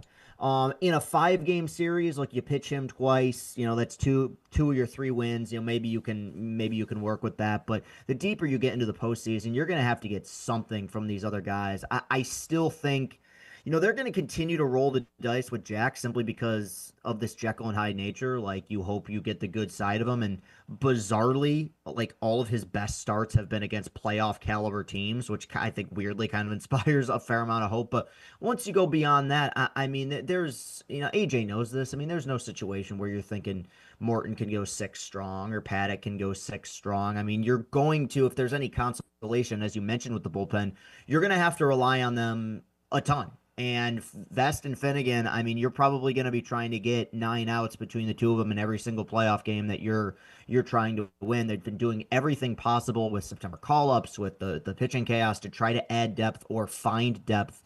I just think at the end of the day, you're trying to create something with this staff that simply doesn't exist. And I'll give them credit for trying to create something as opposed to just, throwing these guys out there that are going to get hit. But for the time being, I don't think there's a ton to work off of right now.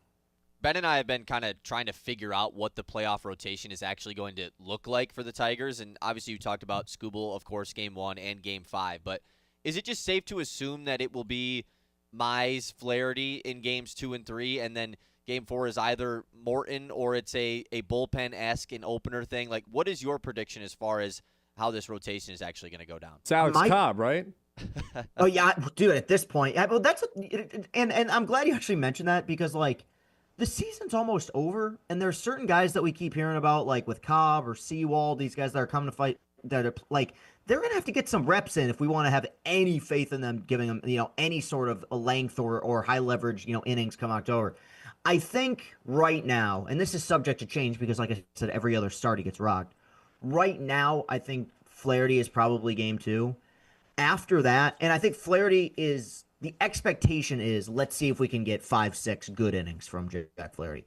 Once you get beyond that, I think with Mize, Morton, or any assortment of the bunch, once you go beyond those 2 starters, I think it's going to be one time through the order and then turn it over to the pen after that. I don't think that there's going to be a whole lot of incentive or hope for these guys to be going, 5-6 innings at a time. Mize, from a pure number standpoint, has had the best season of the bunch, but his ERA is over 7 since the end of July. I don't think that you're going into a playoff situation feeling good about him. So it's gonna be a lot of bullpen action and a lot of trying to play the matchups. And what's been the most frustrating part of this whole thing is that you have instances like, I think Holton's the prime example of this, where a year ago, that's your secret weapon. You bring him in to face lefties. You can start him in games. You can have him pitching middle relief, late relief. They've tried to deploy that same strategy, and on paper it makes sense, but he's gotten hit. So like, do you, how much can you rely on these guys? I think we're going to see a lot of bullpen action once you go beyond those first 2 starters in October. What happened to Casey Mize? Because obviously this guy gets nominated, to be an all-star. Has an incredible first half of the season, and I don't think it's like too harsh at this point to say he's been terrible in the second half of the season since the All-Star break. I mean, opponents are hitting over 300 against him since then, which it seems impossible, but somehow it's not. What happened to him? It's a combination of factors. One, and I don't want to discredit how he looked at points in the first half, because he did look solid, and he had a great spring training that, put him in the rotation, because that was in question coming into the year. Some good luck. I mean, peripherals were never amazing with him. But beyond that, I think a big factor is, as well as he pitched in spring and as well as he pitched in the early part of the season, this is a guy that has never had, whether it's because of injuries or innings limit, what have you, a legitimate 30 start, 160 to 180 inning season, which is crazy to say about somebody who's I think 28 at this point. And the deeper you get into a campaign, I think the more important it becomes for you to be able to miss bats. And this is the most baffling part, what I'm about to mention, because it's been an issue with him when he's pitched well. It's been an issue with him when he's pitched poorly. The biggest selling point for this guy coming out of Auburn was he has a guaranteed swing and miss pitch with his splitter. If nothing else is working, he can go to that. People think that I'm being hyperbolic when I say this stuff, but I'm genuinely not. Numbers back this up. It's the worst splitter in baseball. It's in terms of run value, it has a -12, I think, as of his last start in terms of run value. That is the worst of any splitter in the entire sport. That to me is just, they've been you have a good coaching staff, you have a good pitching coach, you have a pitcher that is presumably healthy, or as healthy as he's been in his career, and yet his most effective quote-unquote pitch is an ineffective pitch. And I think once you get beyond that, there's nothing really in his arsenal that wows you. He's capable, he's not, and I know he's been obviously terrible over the last few months, but there's some pitchability there, but it's once you're not missing bats with that splitter, I don't think there's a whole lot to work off of. He's not incapable of pitching good baseball, but you're at a point in the season where it's kind of hard to trust him the deeper you get into a campaign. I'm very fascinated, and I'm taking, kind of jumping ahead here into what the future holds for him, because I think they see what we see. And say what we will about the Flahertys and the Mortons of the world. Morton obviously probably won't be back here next year, but there's swing and miss. There's out pitches. I think there's a real legit possibility of Mize being moved to the bullpen come off-season time. I just think that if there's not a whole lot of trust for him to go 5-6 innings and he's not missing bats, we see this with guys who struggle as starters all the time. Maybe let him try to air out that fastball a little bit in a bullpen role and see if you can get more swings and misses with the splitter, because it's just not working right now. Opponent's hitting 316 on it, by the way. Crushing it. I know. It's unreal. Where's your panic meter at right now, Chris, as far as once we get into the playoffs, the Tigers actually having a chance to win a playoff series? Because we've been kind of mapping out their potential opponents, whether you're the 1 or 2 seed and you have to face the Yankees or Red Sox, who have two tremendous offenses, or Seattle or Houston, who have really good pitching staffs. I don't really see any of those matchups being crazy favorable for Detroit just in the current state of where they're at. So where's your panic meter at right now? The way I stand on it right now is, look, my goal coming into the year, and I've been consistent with this throughout the season, is I think winning the division is a great goal. And they are still, even as panicked as I can be, in tremendous, basically at the goal line of winning this division. And I do view it as a successful season if that's the case. With October, I always make the March Madness comparison, because I think that it is kind of similar in the sense that you take a giant sample size and you dwindle it down to what is a really small sample size in just a couple weeks. The way I stand on it now is I think the version of this team that exists in its current form is not one that's going to make a deep run. They have one starter. The offense has been solid, and I think could carry them a little bit, but pitching plays in October. You have 2 relievers that you're going to need to be perfect. You have 1 starter that you're going to need to be perfect. I just don't think there's enough depth in the pitching staff. The only hope, and again, it's where I make the March Madness comparison, is weird things can just happen. And you get into a situation, and weirder things have happened. We had an 84-win team in the World Series 2 years ago. I'm not entirely doom and gloom, but it's one of those weird things where the sample size throughout the entire season doesn't matter. They don't need 30 good outings from Morton or Flaherty. They're going to need 2 or 3. And, you dwindle it down, play the matchups. I think it is possible, but I look at the rosters as they stand right now, and I would say of the teams that are going into the American League postseason, Detroit will probably be one of the weakest, just because I think the Red Sox pitching can hold up a little bit better. I think the Mariners pitching, obviously, even Houston, who the Tigers just swept a few weeks ago. I mean, they've been to the ALCS 7 out of the last 8 years. They've been to the playoffs every year for a decade. Like, are you trusting them over Detroit? You might. So I don't think there's a ton of legitimate optimism other than just weird, quirky things can happen. And that if that team that we saw in the first 100 games of the season all of a sudden shows up again and they start rocking, maybe they could find their way back into a deep run in October. On that note, Chris Castellani, Chris and Company podcast. Give him a follow on X. Always good following up with him throughout the Tigers games. Chris, always appreciate you coming on. Good catching up with you, man. Of course. Appreciate it, guys. Talk to you soon. There he goes. Chris Castellani one more time. Guys, it's time to give away Detroit Michigan State tickets, not Detroit Tigers tickets. When we come back, I will give the key word away for your chance to win some tickets. It's coming up next here on the Ben Bosscher Show, 100.9 The Mitt. The Ben Bosscher Show, built by Bryce Siding and Building Repair on 100.9 The Mitt.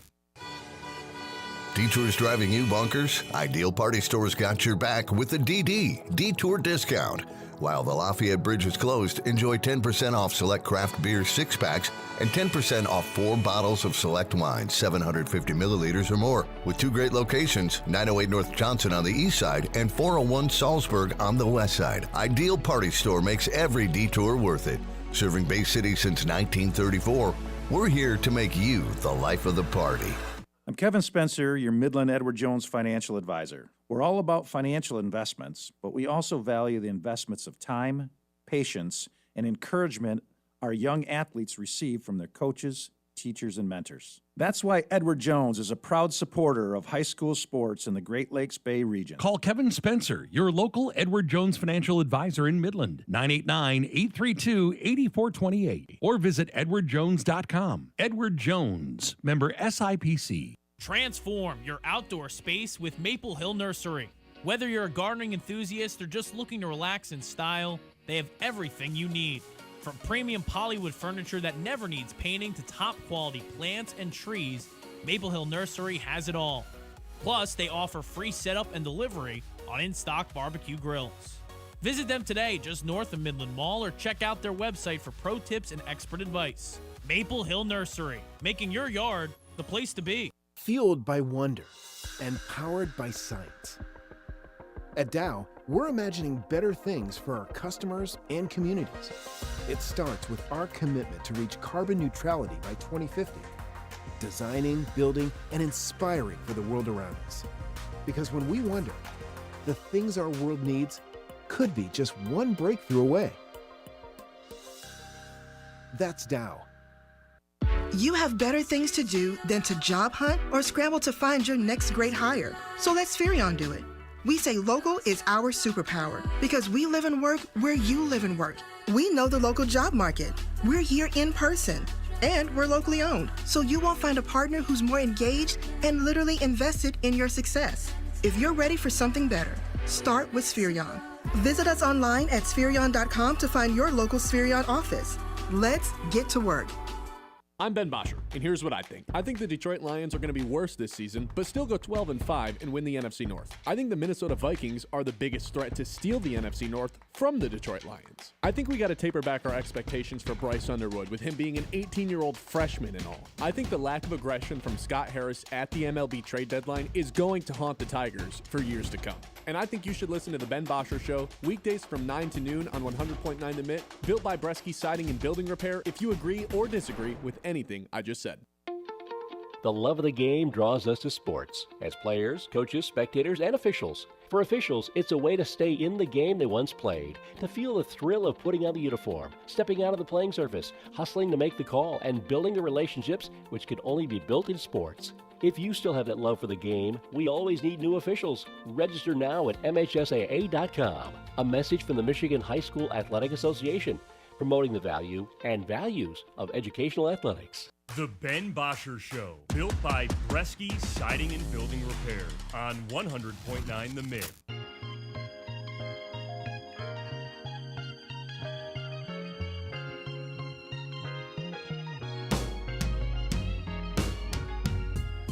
989-837-6125. Welcome back in.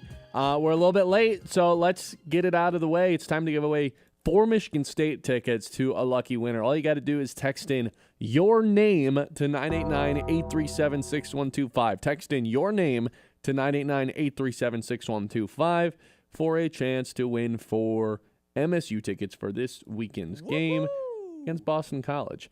In the meantime, let's talk about the other school. Well, actually, no. If we're going to give away Michigan State tickets, let's just jump right into the Michigan State thing. You think it's a must-win game for Sparty? I don't know if I can quite get. Well, if they want to, this is a must-win game for Michigan State. If Michigan State wants to hit their over, I do kind of think it's a must-win game. It feels very hard for them to find 6 or 7 wins throughout the season. What do you mean by that? If they don't win against Boston College this weekend. That's all. Their season's not over. But yeah, I think we kind of discussed this yesterday. It's obviously not a must-win game, but when you look at their schedule as far as like the Big Ten opponents that they have to play and games that they're going to be like the underdogs in, essentially, games they're going to be favored to lose, there is not a lot of leeway for them to lose the games that they're favored in, right? It's, at least if you're predicting the games that they're going to be underdogs in. So, yeah, it's not a must-win game, but I also just think that you compare it to last year's game against Boston College when State started 3-0, and it was like, wow, like they had a big win early in the season as well, like a chance for them to start 4-0, and there was a world where maybe MSU was even ranked after that game against Boston College last year. You go there, you're up, you blow it, you lose, Aiden Childs interception at the end of the game. So it's almost like them getting over the hump from last season. Like it's a way for them to prove that they actually are a better team than they were last year. Yeah, I get they're at home. Yeah, I get Boston College is a worse team than last year. But still, it's just getting over a hump that you had in year one, I think is important just for the momentum of them going forward. I thought that the way that they closed last week against Western Michigan was disgusting. Oh. That can't happen again. Ever. Like this season. Their offense fell apart against a defense that was terrible in Western Michigan. That's just simply unacceptable to be honest with me.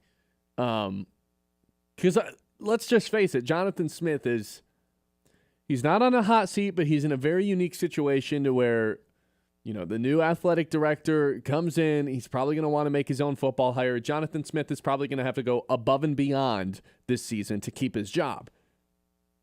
You lose this game against Boston College, that does not qualify as above and beyond to keep the job. Like, you have to start surprising people, and it starts this weekend. But to the point of, like, this isn't must-win because if you lose this game to Boston College, there's a lot more opportunity down the line to make up for it and win some games you're underdogs in. But it obviously doesn't send you in that right trajectory, Like, it's not a good sign, that's for sure. Right. Well, you lose this game. Are you picking them against any other team? Like all those teams that you potentially have to upset? Of course not. You win this game, and all of a sudden you can maybe convince yourself, not that Boston College is supposed to be some world beater by any means, but you can start to convince yourself, okay, maybe we have a chance of upsetting a team at home here in the Big Ten. Because that Big Ten schedule is just, it's as brutal as it gets. Yeah, it's quite as brutal. Let's run through it right now. Games that they will be underdogs in this season. Week 4 at USC, probably, right? USC looks pretty bad, but on the road, yeah, probably. I would think on the road, probably. Well, if you win this game, okay. Well, let's maybe. not count that one then. Let's just do the ones that we for sure guarantee. At Nebraska, yes, you'll be underdogs there. Yeah. At number 23, Indiana, of course. Versus Michigan at home, yes. At Minnesota, I don't think so, but who knows how good they'll be. We're not going to chop it up. Row it. Home at Penn State, obviously you are going to be underdogs there. At Iowa. 5? At Iowa makes it 5. And then versus Maryland to end the season. TBD. Like that one's a TBD. So you have 5 guarantees with Maryland, USC, and Minnesota as the maybes. Potentially 8 games you're underdogs in this season. Like that all have yet to happen yet. All conference games. Like the only one that you are a lock to not be a favorite in or to be the favorite in is UCLA at home. Every other game there's a world where you're not. So that's why this Boston College one is so crucial for Michigan State. And like I said, I think that the fact that they lost it last year really plays into this as well as far as a revenge-type game for not just Aiden Childs, but for Jonathan Smith and everyone in general. Well, lucky for Michigan State, Tommy Castellanos is no longer there. Thank God for the Michigan State fans, because that guy diced up Alabama this past weekend. Diced him up. He did. Looked really good, and now Florida State got a huge jump in the rankings because of it. Michigan State not going to have to deal with him. We'll jump into some of the more X's and O's aspect of it probably tomorrow and Friday. But, yeah, it feels like Michigan State is in a situation where this should be a must-win. I think a lot of people started to buy into the hype right before last weekend. And you know what? That hype looked like it was worth buying in the first half when they go up 21-0 in the blink of an eye, or 20-0 at halftime. And it was like, holy cow, they're about to, like, hang 40 on Western, shut them out. And it's nothing to, like, really brag about, but that's a really good way to start the season. It's like, they dominated a MAC opponent. Like, that's what you should do if you're Michigan State. The unfortunate part is in the second half, they scored 2 points the entire time. You know how weird it is, like, when we're comparing Michigan State versus Michigan, and we've kind of talked about how Michigan has this cake conference schedule this season as compared to how good it potentially could be. And then we're saying Michigan State, man, theirs is really tough. Like, Michigan State doesn't have to play Ohio State or Oregon or Illinois, a.k.a. the 3 highest-ranked teams in the conference. Whereas Michigan, Penn State? They had to play one of the 4 highest-ranked teams in the conference. Whereas Michigan is basically in the same exact boat, right?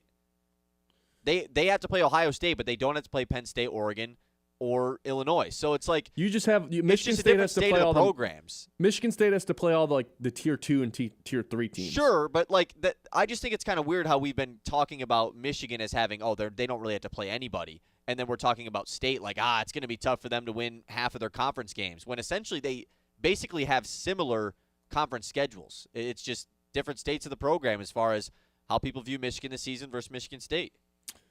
I was hesitant to be all in on the Michigan stuff just because I wanted to see it. And I guess we'll find a lot more out this weekend.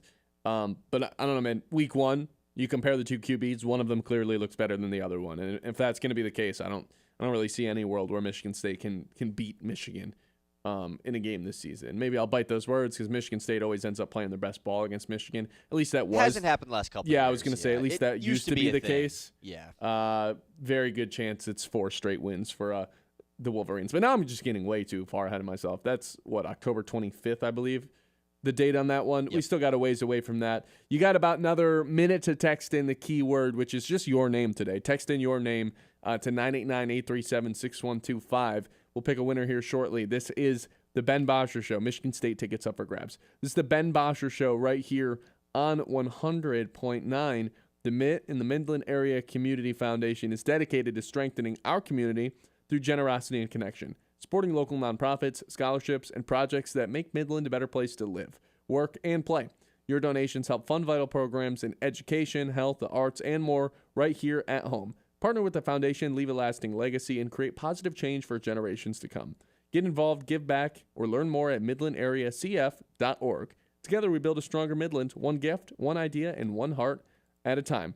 We'll give away the tickets when we come back. It's the Ben Bosscher Show on 100.9 The Mitt. The Ben Bosscher Show, built by Bresky Siding and Building Repair on 100.9 The Mitt. Isaiah, how did you get all wet? I was playing in the rain. Son, you're in the house. It's not raining inside. Or is it? Yeah, it's in the kitchen. What? Oh no, the roof has a leak. Leak?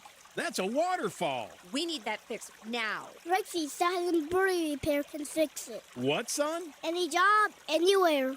Bresky can do it all. Call Bresky right now and get that roof fixed. And while you're at it, have him fix the gutters. Call me, Derek Bresky, at Bresky Siding and Building Repair today. It is the Scholar Athlete of the Month, proudly presented by Fisher Companies here on Sports Radio 100.9 The Mitt. This month's recipient is Addison Thormeyer from Farwell High School. With a 3.7 GPA, Addison is a member of the track and field and cross-country teams, and played soccer for travel teams competing up in age with girls and playing with the boys. Oh, I should go try out for the boys team. Like, why not? Because he was the coach for that team. So I was like, yeah, let's do it. Like, worst thing that happens is they don't make the team. So I go and try out, and he ends up calling me and saying, hey, I want you to come play for me. And it became a lot of fun. Ended up being a totally different experience than playing with the girls, and one I don't regret having. This fall, Addison is now attending Saginaw Valley State University. She'll major in electrical engineering. To hear the full interview and nominate a local athlete for our scholarship program, visit 1009themitt.com.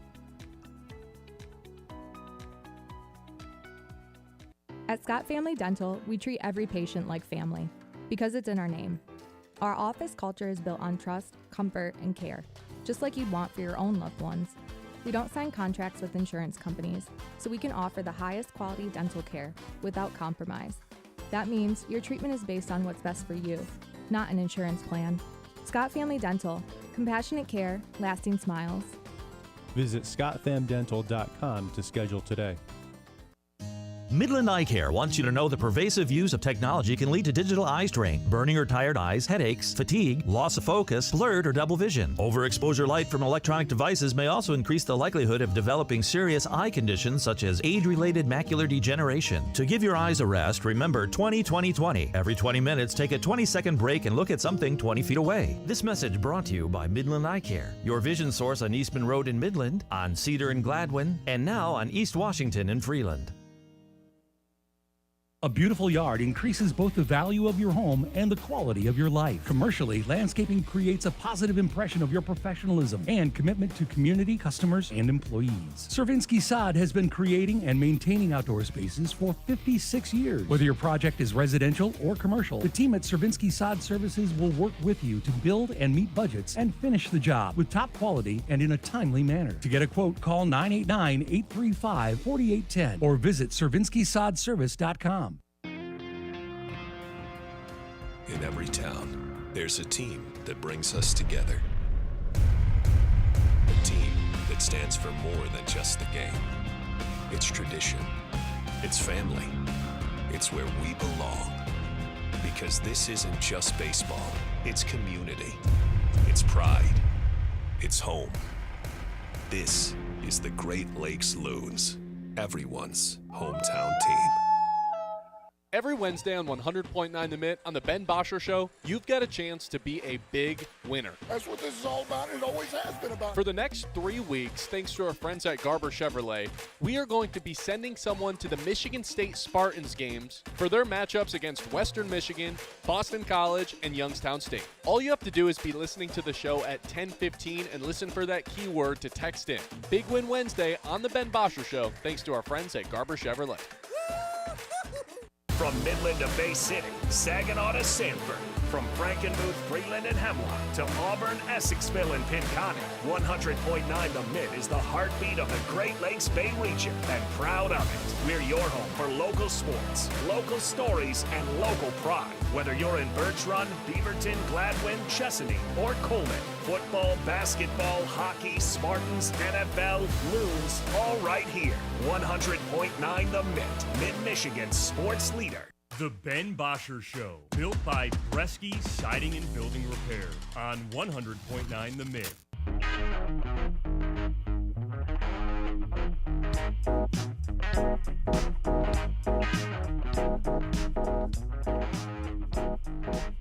Nine 837-612-5. All right, we've got our winner selected.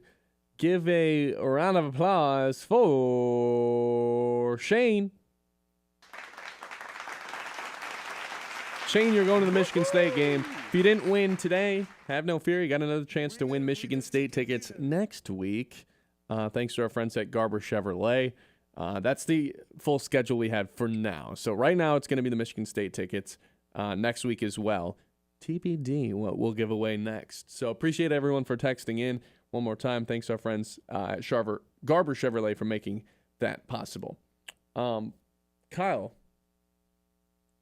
this Lions team is an underdog heading to Green Bay by 2.5 points. It was 1.5. Micah Parsons gets traded there, and suddenly it's 2.5 in favor of the Packers. You want to take a wild guess as to what the Lions' record against the spread is while they're dogs under Dan Campbell? Huh. Will you tell me how many games it is at least? Because it can't be like 33. I was gonna say. I mean, early in his career, it was a lot. 33 against the spread. They got to be at least above 500. I'll go 18-15. Try 23-10. Whoo! This team has been dominant against the spread as dogs. They've been dominant as dogs in general, not just against the spread. I think this team benefits from being underdogs in a way. I like it better when they're counted out. I don't like when they're the favorites. They were the favorites most of the time last season. They were only the underdog in one game, and they did, in fact, cover the spread in that one game. This is where I think the Lions are a little bit better suited, when everyone's counting them out. So rather than continuing to ask myself, why is everyone counting the Lions out? I'm just going to embrace it and accept it. The Lions are dogs again. Everybody can continue to write them out. I like it better this way.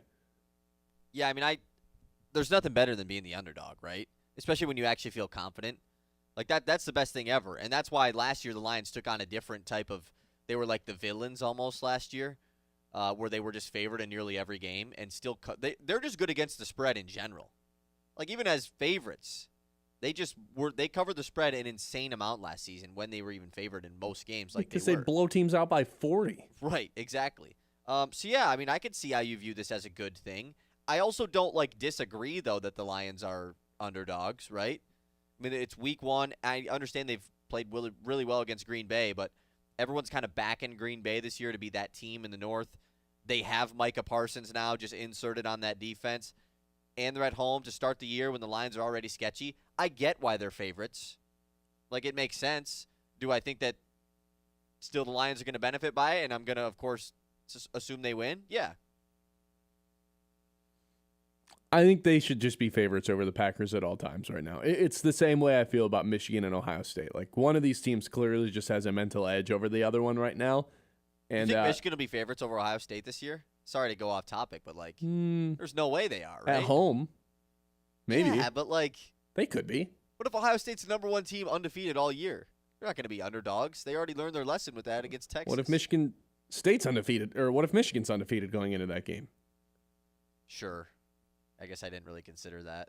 I mean, if they beat Oklahoma this weekend, there's a very good chance they are undefeated going into that game. Yeah, there is. But anyway. Yeah, sorry. No, you're good. I think the dominance that the Lions have showed over the Packers, that, I don't think Vegas considers that stuff, but it's a real thing. This team has kind of owned the Packers here for 3 years now, really, ever since that Aaron Rodgers game, his last game as a Packer when they kept them out of the playoffs in Lambeau. There's just been something about this Lions team where they have owned the Packers since then, and the Packers haven't been able to respond to the Lions in a very good way. Now, they did beat the Lions on Thanksgiving a couple of years ago in their home stadium, but man, the Lions haven't lost in Lambeau since then. They have not lost to Lambeau since they beat Aaron Rodgers and kept them out of the playoffs back in 2022. So I feel pretty good going into this one that I'm picking the Lions to win this one, and I like it better that they're dogs. I hope they continue to be dogs. I hope they're dogs against the Chiefs. I hope they're dogs against the Ravens. I hope they're dogs against the Eagles. I hope they're dogs as much as possible this year because I will continue to take their spread every single time. Because it's a moneymaker. 23-10 is ridiculous. Yeah, that's actually insane. As dogs, too, which doesn't even happen very often. And you kind of, if you do look at the landscape of the schedule this year, trying to predict what games they are going to be underdogs in, it's a lot more this year than last year. They will be the underdogs in a ton of games this year. It's 3 for sure, right? Well, they already are, obviously, Green Bay for 4 one. For sure, then. Baltimore week 3, of course they will be. Kansas City week 6, of course they will be. Philly week 11, of course they will be. So that's 4 locks. And then you even have the at Washington in week 10. Who knows how good they're going to be. At Minnesota week 17. Who knows how good they're going to be. At the Rams in week 15. Even, who knows? Let's say the Bengals actually get off to a good start for once. Mm-hmm. At Cincy in week 5. All these road games that they have, I don't think that they'll be underdogs at any games at home. I don't think that there's I don't think there's any of them that you could really make a case for. But yeah, I mean, all those games on the road, of course they could be underdogs in 6 games this season, which seems kind of crazy because they were underdogs in 2 games last year, 1 game. It did not really happen all season. So it's going to be a different type of season for the Lions. And maybe it will be a little bit better for them to embrace this underdog role once again, because the Lions have always been viewed as underdogs, basically as their franchise's history. And then last season was basically the first time they took on this expectation of being super good, and they still were really good, almost like the villains of the NFC I keep talking about. They had the villain sweatshirts last year. Those were super cool. I will jump in and say I never really understood that one. Who are they the villains for? Because who this thought happens, they were bad? This happens to everyone. I mean, like, it's not necessarily villains, but it's just there's always the teams that become super popular and loved by not just their own fan base, but by the entire national media. And then at some point, everyone turns on that team because they become too popular. It happened to the Chiefs, and they've kind of stuck in that villain thing, obviously, because you're too good. It's going to happen to Philly. It's going to happen to Washington. I don't think anybody ever liked Philly, though. Sure, I guess. But it just happens to the teams that become super lovable, they become too lovable, and then everyone flips their opinion on them. It's like it happens with players as well. It's just a weird thing that happens in sports with fan bases. So they kind of became the villain because they were really good. And also, I think the whole, like, Kirby Joseph dirty hit thing. I think that don't even get me started on that. But I think that started some of it. I think that was part of it. Those are stupid Vikings fans that have no idea what they're talking about. And Rams fans. I think it was part of it. I really do. I think that kind of created some of that villain aspect. They're just mad that Kirby Joseph, they look up and he's walking into your own end zone because he picked off your quarterback. It's the only reason they were doing that. It's just ridiculous because every single safety and cornerback in the NFL tackles the same way Kirby Joseph does, where they dive at people's legs. It's not a specific thing to Kirby Joseph. Every single undersized safety does that. So I don't know why he gets basically blacklisted from being a Pro Bowler last year because of it. Because none of the coaches or other players across the league voted for him. It's ridiculous, man. It's ridiculous.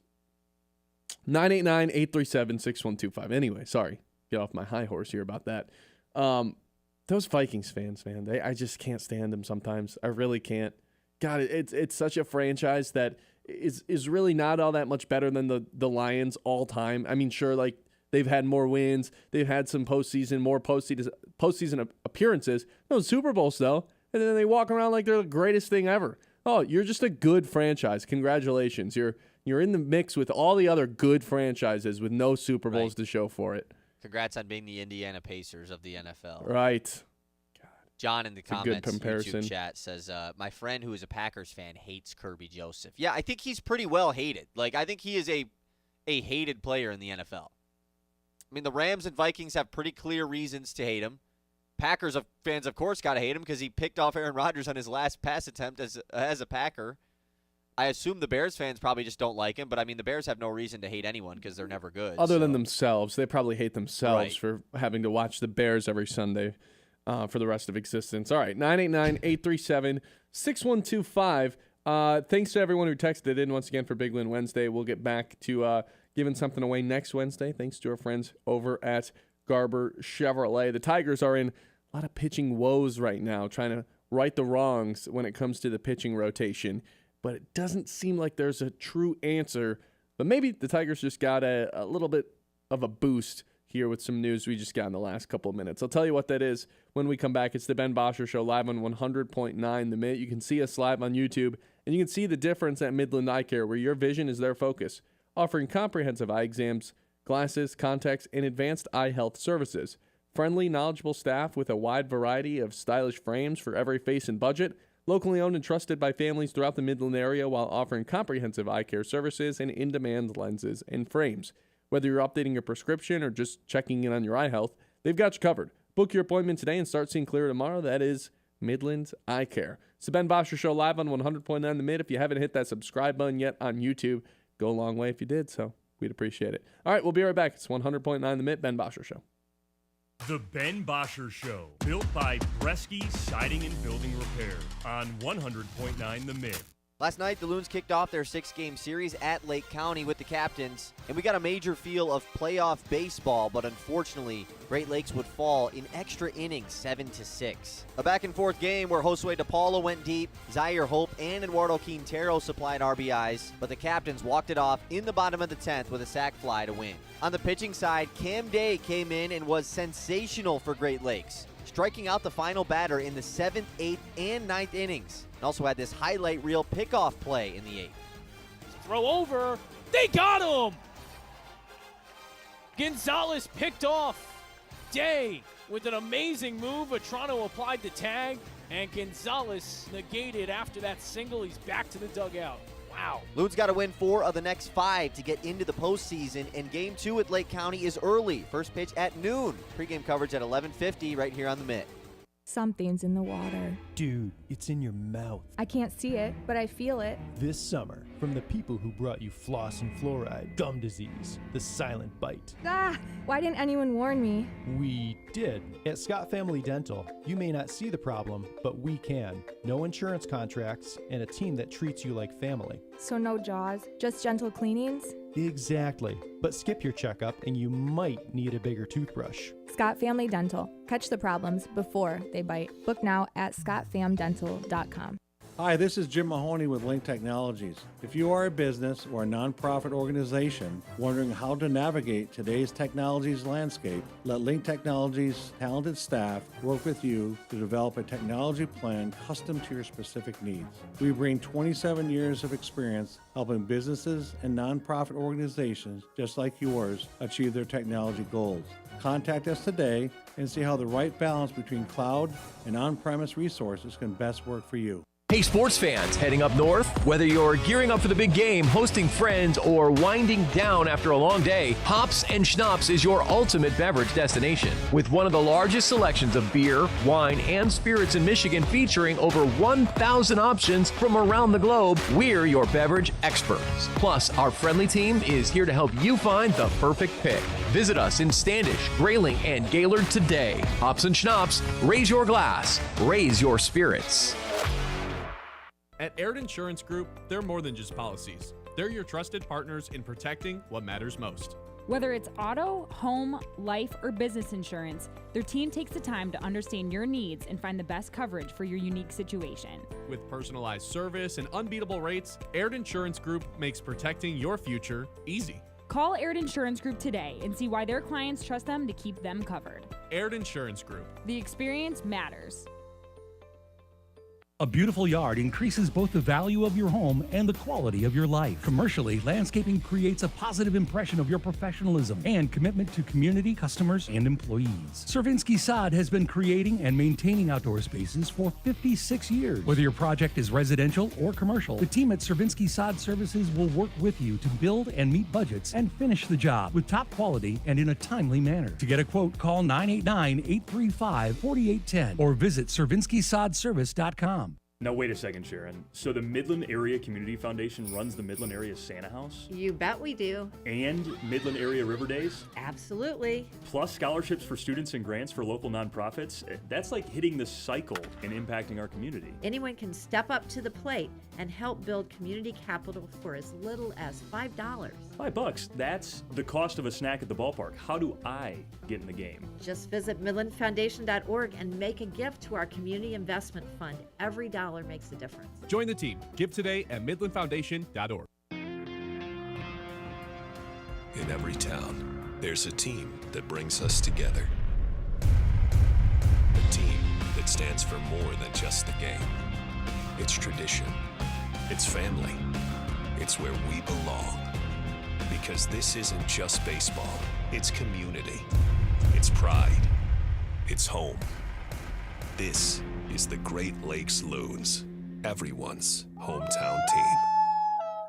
From Midland to Bay City, Saginaw to Sanford, from Frankenmuth, Freeland, and Hemlock to Auburn, Essexville, and Pinconning, 100.9 The Mitt is the heartbeat of the Great Lakes Bay region, and proud of it. We're your home for local sports, local stories, and local pride. Whether you're in Birch Run, Beaverton, Gladwin, Chesaning, or Coleman, football, basketball, hockey, Spartans, NFL, Loons, all right here. 100.9 The Mitt, Mid-Michigan's sports leader. Local sports don't stop when the game ends, and neither do we. 100.9 The Mitt is your digital home for the latest news across the state of Michigan. From high school to college and the pros, it's all on our socials. Follow us on Facebook, Instagram, TikTok, and YouTube. Just search 100.9 The Mitt and join the squad. Stay locked in on the latest stats and stories with exclusive video takes from local talent. Sports Radio 100.9 The Mitt. The Ben Bosscher Show, built by Bresky Siding and Building Repair on 100.9 The Mitt.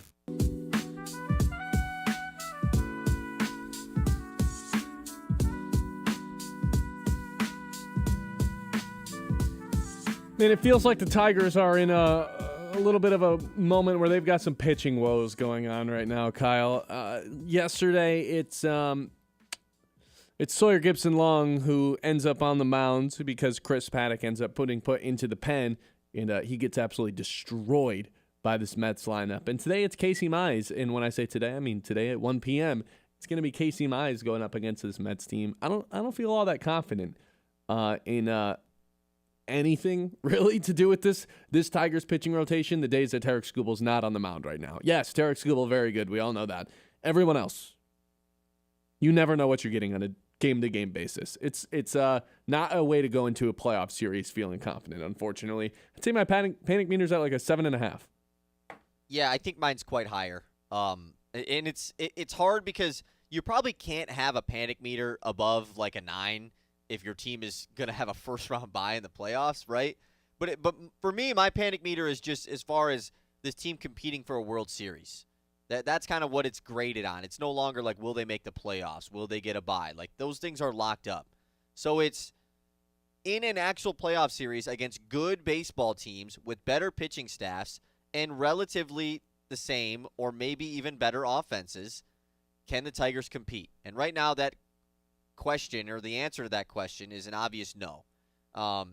It's weird that Casey Mize now has the ability to raise his season-long ERA to above 4 at this point.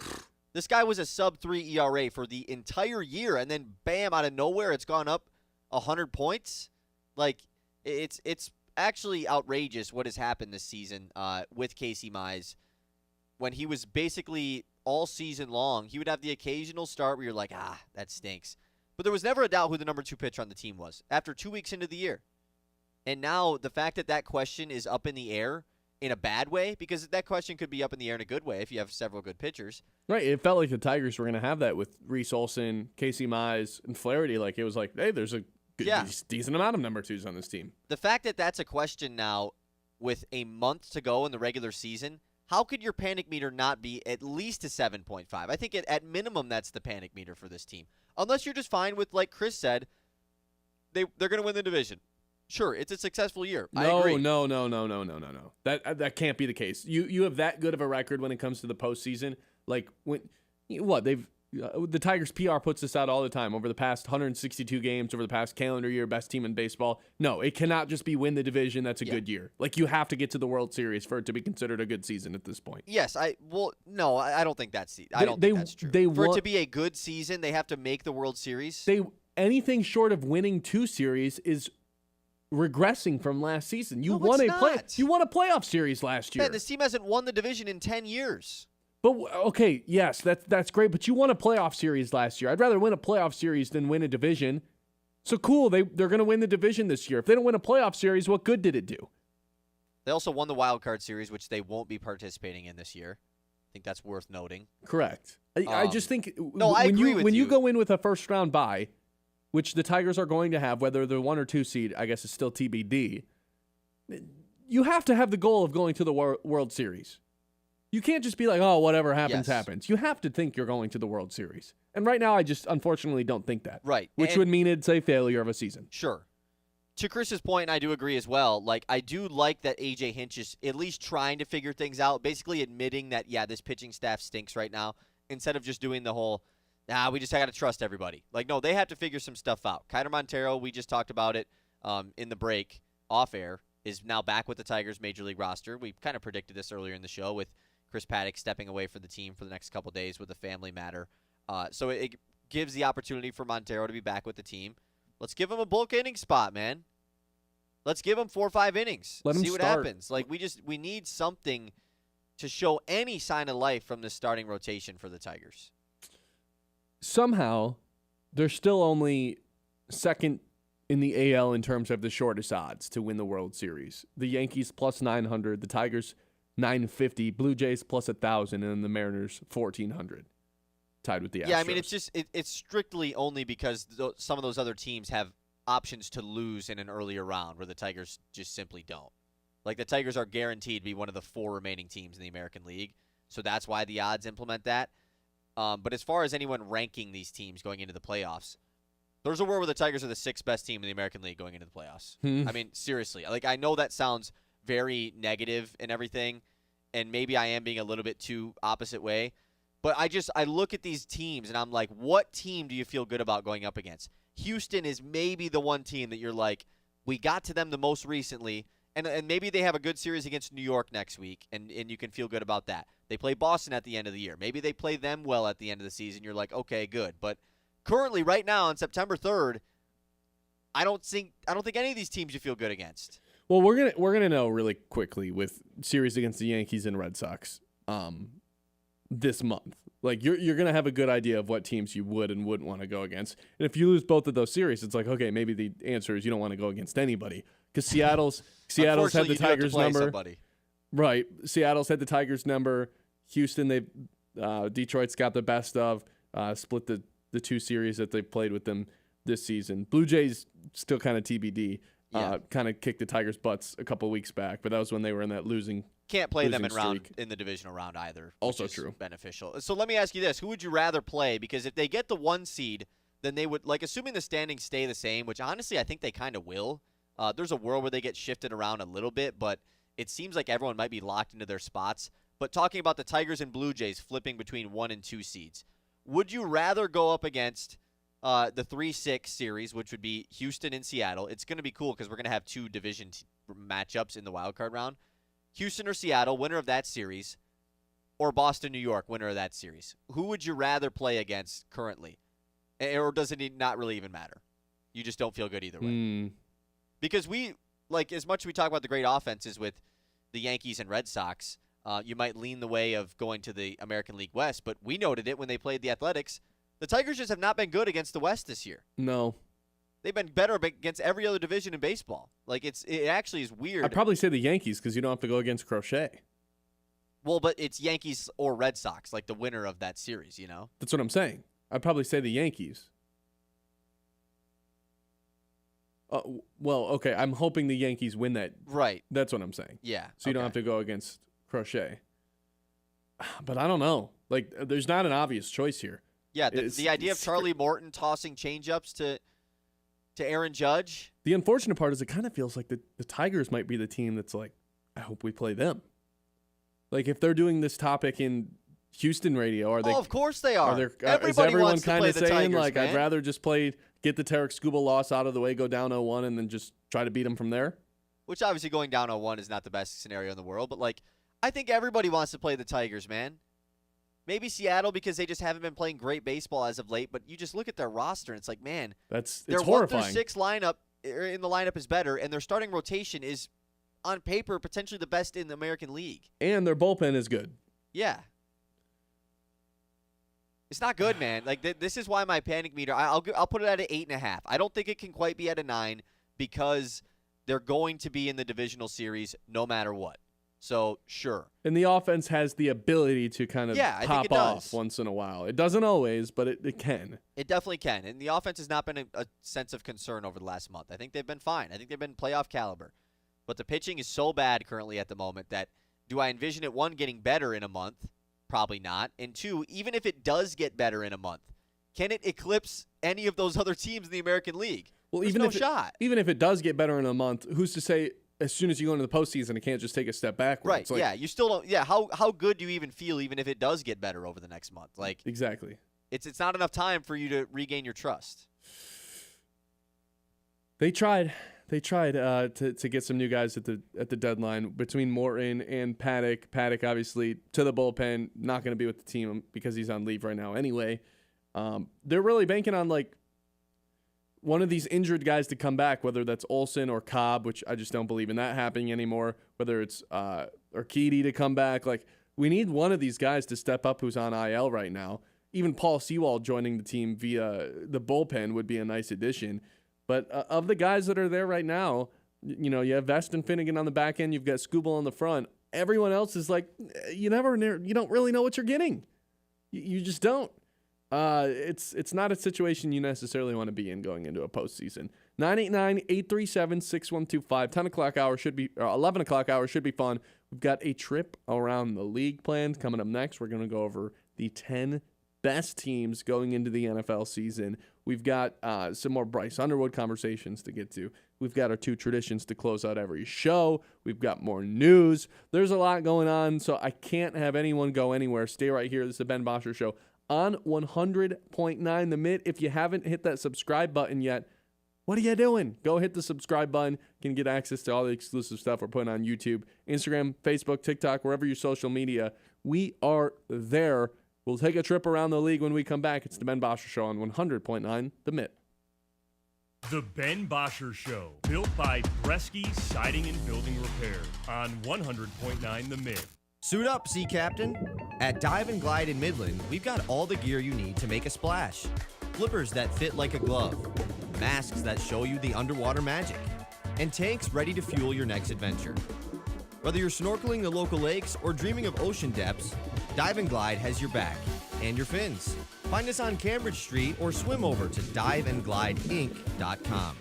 Dive and Glide, making waves one splash at a time so you can dive deeper than ever before. At Tommy's Express, you can get your car clean, shiny and dry in just minutes.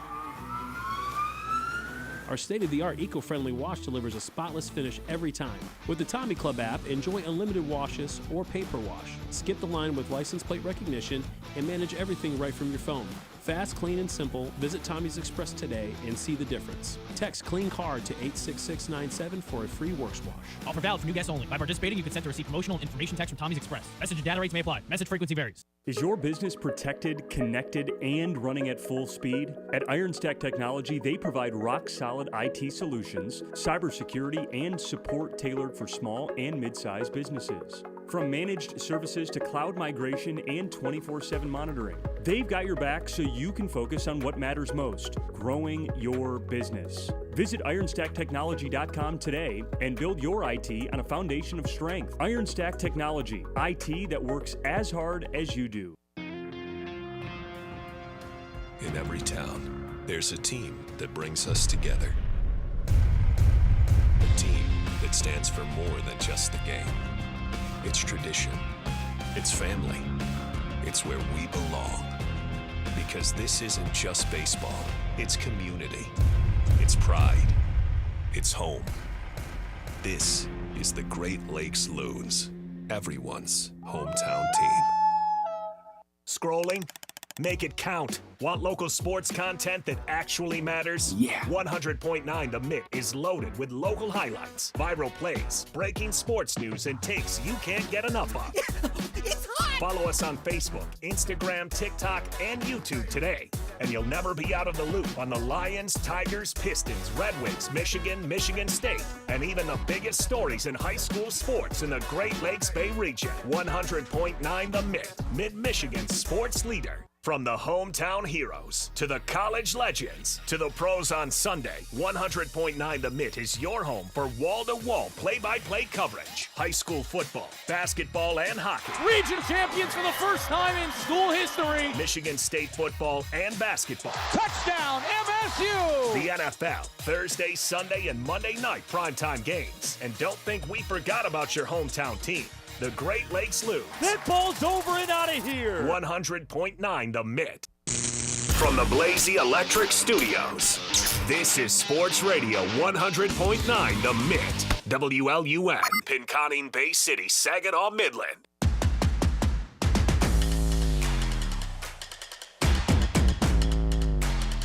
Welcome back in.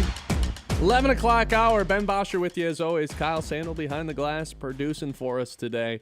A lot of good stuff coming up. First, let's take a trip around the league. It's time to zoom out and go around the league. All right, Kyle, here's what I got for you today. The 10 best teams in the NFL heading in to the 2025 season that kicks off tomorrow with the Cowboys and the Eagles. I have a feeling you're going to see one of these teams on the list. Wow, not both? Not both. You want me to start at number 1 or you want me to start at 10? Start at number 10. Okay. I got the Vikings. Quarterback aside, there's an argument that this is the best roster in the NFL. Now, the reason they're sitting all the way back at 10 is because you do have to consider the quarterback.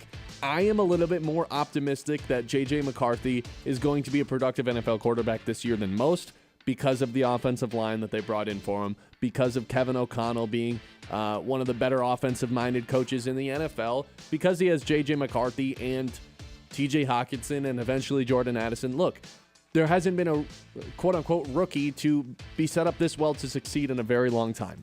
And for that reason, I think all he has to do is be rookie year Brock Purdy, and he's going to be just fine.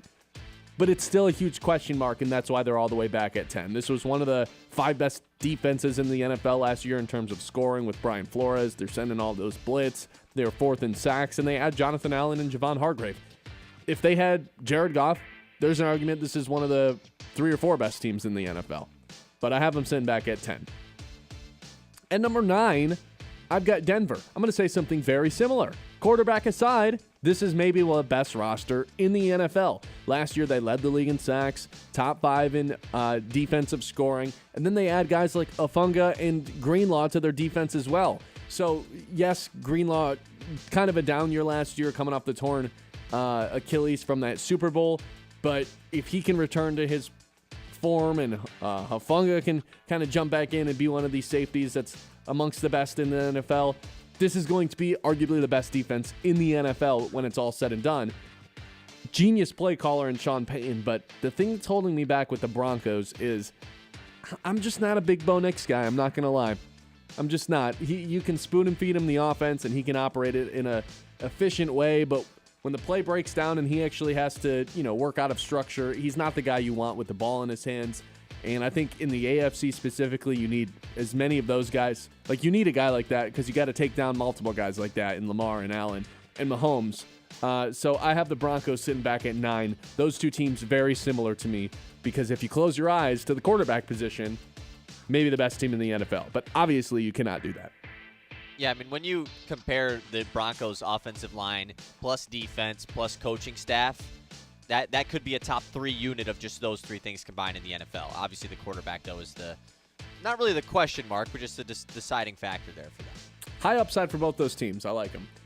The Rams I have sitting here at number 8, easily the team that could rise up these rankings the fastest. When you've got McVay, when you've got Stafford, when you've got Puka Nacua and Devontae Adams, this is going to be a top 10 offense. It's just a matter of can they stay healthy.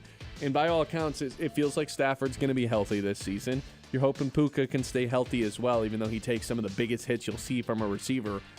And this is the part that I think really people are forgetting about. Jared Verse, last year won Defensive Rookie of the Year. He's legitimately a threat to steal a Defensive Player of the Year from Aiden Hutchinson in my eyes. Weeks 10 to 18 last year, he led the league in pressures and was one of the highest graded out edge rushers in the NFL. He's ready for that year 2 leap. He basically had that year 2 leap in the second half of his first season. So I do expect him to be wreaking havoc on everyone right away upon arrival when they take on the Texans as early as Sunday. So I've got the Rams sitting here at number 8. Another NFC team I have ahead of them, number 7. The Tampa Bay Buccaneers. They've got Baker Mayfield playing the best ball he's played in his entire career. And it's really one of the only teams that you can look at and say they've got a better group of weapons than the Lions. I'm not saying they do. There's at least an argument for it, though. There's 3 receivers on this team that are borderline wide receiver 1s on their own team between Godwin and Mike Evans and Mbuka, the rookie. And I was thinking about this, too, yesterday, Kyle. If it wasn't for Marvin Harrison at Ohio State, how on earth would we be talking about Mbuka coming into the draft? Like, if he wouldn't have stolen all those targets and like Marvin 2 years ago at Ohio State, would we be talking about Mbuka, the guy with all the Ohio State records, the guy that is maybe the best Ohio State receiver of all the guys we've seen there? It's a tough list to climb, but that definitely could have been a possibility if it wasn't for Marvin Harrison. Look, between all those weapons, including Bucky Irving, who I think is the real deal, I think this team's going to be a real problem in the NFC where there's not a ton of elite teams, just a lot of really good ones. Wirfs, whether or not he's healthy to start the season, is up in the air. But the thing is, he avoided going on PUP list, so you expect him to play at some point in the first 4 weeks. I don't know if he'll be ready to go week 1. We'll have injury reports today, so we'll have a better idea of that. They add Hassan Reddick to the defensive line. Maybe he still has a little bit of juice left in the tank, somewhat of an unproductive year last year. But they're going to have one of the 5 best run defenses in the NFL because they've got this guy named Vita Vea, and when you got Vita Vea on your team, you can stop the run. It sets you up to have a pretty good defense. That's what I expect from this Bucs team this year. You didn't even pick this team to win the division. I got them sitting here at the 7th best team in the league going into the year. I just am a little bit worried about the back-to-back losing offensive coordinators 2 years in a row. It's a really good coaching staff led by Todd Bowles, but offensively speaking, they've had 2 really good play callers in Dave Canales and Liam Cohen, who are now head coaches in the NFL. So a 3rd straight change at offensive coordinator, you can get away with it 2 straight years. 3 straight years is where you start to get a little dicey. See what Josh Grizzard has to say about that. He's been with the team for a couple of years, worked under Liam Cohen, so now taking over as the play caller down in Tampa Bay. I like the team, man. I really do. Feeling good about them going into the season. That's number 7. Number 6, I think is a team that Kyle might be a little bit higher on, but I have the Buffalo Bills sitting here at number 6. Number 6. This is mostly the same team from last year. Really good offensive line, mediocre set of weapons, and that honestly seems generous. Defense doesn't miss tackles, because they've got that strong linebacker room with Matt Milano. But look, there's a reason Allen won the MVP last season, because if you put, say, Baker Mayfield on this roster, is this even a playoff team? Maybe, just because the division is so bad, but this roster isn't actually, eye-popping. There's not a ton of, blue-chip dudes on both sides of the ball other than Josh Allen. Like I said, a good offensive line. Matt Milano on the defensive side of the ball. It's really just the Josh Allen show here, and that's why they're ranked as high as 6. But the roster itself is mediocre. It's good. It's better than mediocre. I'll give him a little bit more credit than that. This is the Josh Allen show, and I believe in the Josh Allen show. But I have them at 6. I think that the 5 teams I have ahead of them have better complete rosters than the Bills. 5 teams in the NFL better than the Bills. 5 whole teams. The team that's lost 3 times at home in the last 3 years. 5 whole teams. All right, let's hear them. The Texans, I have coming in at number 5. Potentially the best edge rush duo in the NFL. Potentially the best cornerback duo in the NFL. Look, this is, in my eyes, the team that is going to have the best defense in the NFL this season, specifically against the pass. 5th in total yards last season, 6th against the pass, 11th against the rush. This D'Amico Ryans defense is no joke. And now that they've got a healthy Nico Collins on the offensive side of the ball, and then they got 2 rookies coming in Higgins and Noel, all you need is one of these guys to really hit and be a threat on that side of the ball. I think this is going to be a much improved offense. Maybe CJ Stroud's not running for his life every single play anymore. I believe CJ Stroud is maybe the most underrated quarterback in the league at this point. I see him outside of the top 10 far too often. I saw someone yesterday said Baker Mayfield was better than him. I couldn't believe it, man. I can't live for the CJ Stroud hate anymore. He's one of the 5 best quarterbacks in the league. I believe that. He just had a terrible offensive line last year. His weapons were in and out of the lineup.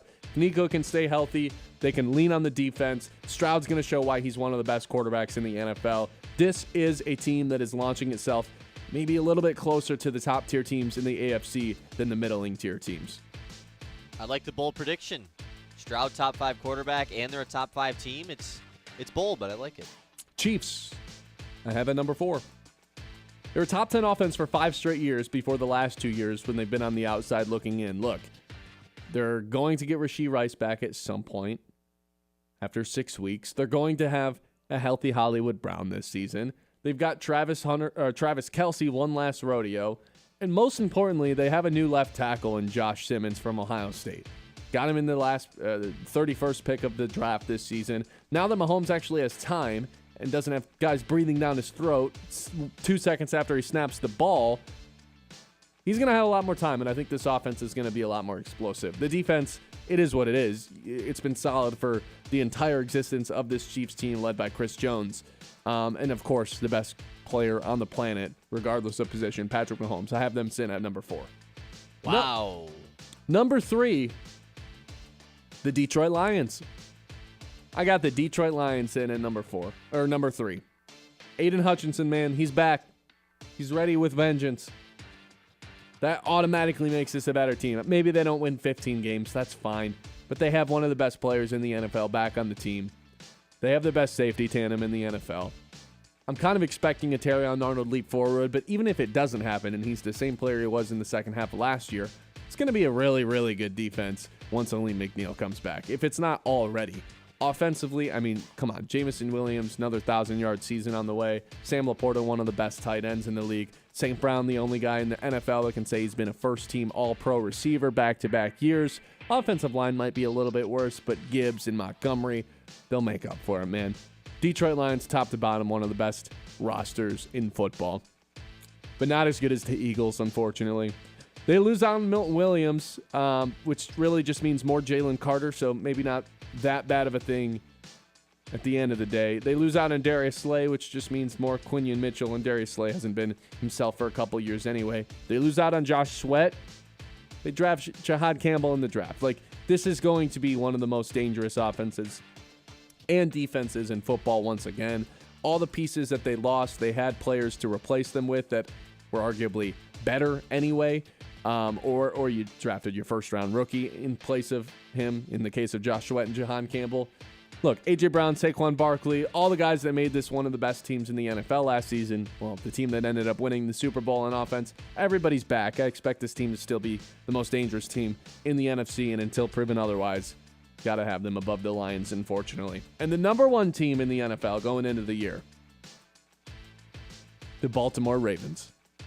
Best secondary in the league. Top 3 running back in the league, Hall of Famer. Top, I don't know, 2-time MVP quarterback. Let's just say that. It's the best team in the NFL against the run last season. They had guys like Jair Alexander to the secondary, Malachi Starks and Mike Green via the draft, two of arguably the best steals in terms of value in this year's draft too. Starks fell for some stupid reason that I can't really figure out, and then Mike Green fell because of some character issues. But, man, they're just going to stick him on this defensive line, and he's going to get after the quarterback and be an effective guy. I think you know how good Lamar is. You know how good Derrick Henry is. Maybe they don't have as great a set of weapons as some of these other teams, but Lamar's going to make up for that, man. This is the best team in the league to me going into the season. Valid number one. I think most people would kind of have the Lions lower than you did. I love having the Lions high, though, but most people have viewed them as a little bit lower this season.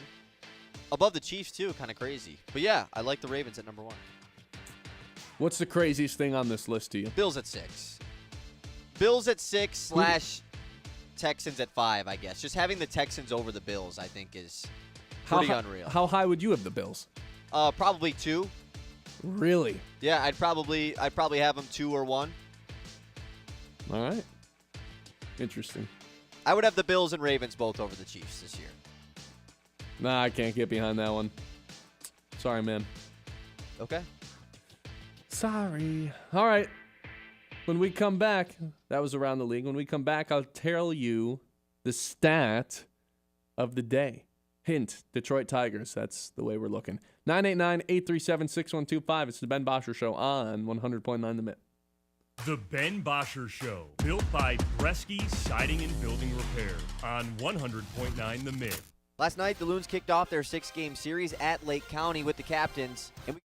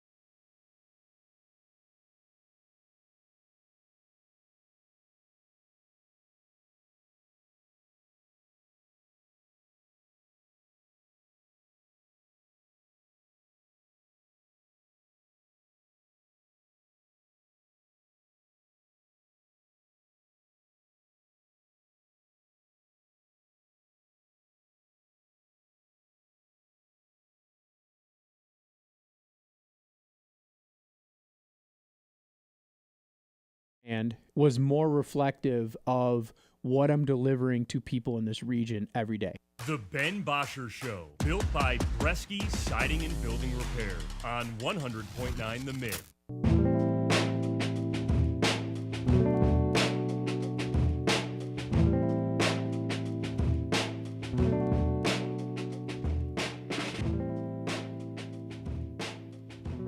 (989) 837-6125. I've got a stat for you. I've been holding on to it for a little too long. I want to share it now. With Casey Mize on the mound today at 1 o'clock trying to avoid the sweep, here's part of the reason I don't feel all that confident that Casey Mize is going to be able to get this done today. Kyle, what would be an absolutely absurd opponent batting average for a pitcher since the All-Star break? What number would I have to tell you for it to be like, that's ridiculous? I mean, probably something north of 300. Oh, it's north of 300, all right. Casey Mize opponent batting average since the break, 310. Just in general? In general. Not even like against specific pitches or specific situations? Nope. Just overall? Straight up, 310 batting average against Casey Mize. It's really bad. Since the break. Even worse against his signature swing and miss pitch, the splitter that we were talking about with Chris earlier on. That's 316. But to put that into perspective, Kenta Maeda, when he got DFA'd this season, his opponents were hitting 286. Casey Mize all the way up at 310. So if for anyone wondering, like, why do you not feel very confident in this Tigers rotation right now? Like, you don't think Casey Mize is going to bounce back? No, not really. I hope he does. I hope he strikes out 12 guys today. Just seems very unlikely right now with how much people are dicing him up. And the thing with Casey Mize is, if there is something he does well, it's avoid walks. He's not really putting too many guys on base for free. But when he's attacking the zone, he's getting lit up. That's the problem. Everyone, when he throws stuff in the zone, people are getting a hold of it and kind of dicing him up because of it. Right. Yeah, I mean, for anyone that is still, like you said, if people are asking, oh, like, why do you not feel confident about Casey Mize? I mean, it has just been way too large of a sample at this point to view him in the same way we did pre-All-Star break. Isn't it funny that, like, at one point this season we were saying this is a big enough sample size for us to believe he's actually, like, turned things around and is going to contribute in a good way the rest of the year? I have a shocking stat for you as Let's well. hear it. Okay, so the first part of this isn't that shocking, but I'll have you guess it. Last time that Casey Mize had 0 earned runs in a start. April? July 5th. So that's kind of April's crazy. Yeah, July 5th is crazy. April's crazy. But then from there I go, when's the time before that he's had 0 earned runs allowed in a start? April 1st, yes. a.k.a. his first start of the season. He's only had 2 starts all year with 0 earned runs allowed. I mean, I understand, like, he's had plenty with 1 or 2, which those are fine. Like, yeah, you'll take those. Yeah, you'll take those. It's just weird that 2 all year with no runs allowed, and we were talking about him like he's the second best number 2, or he's the best number 2 guy in the American League. Or like he's an all-star.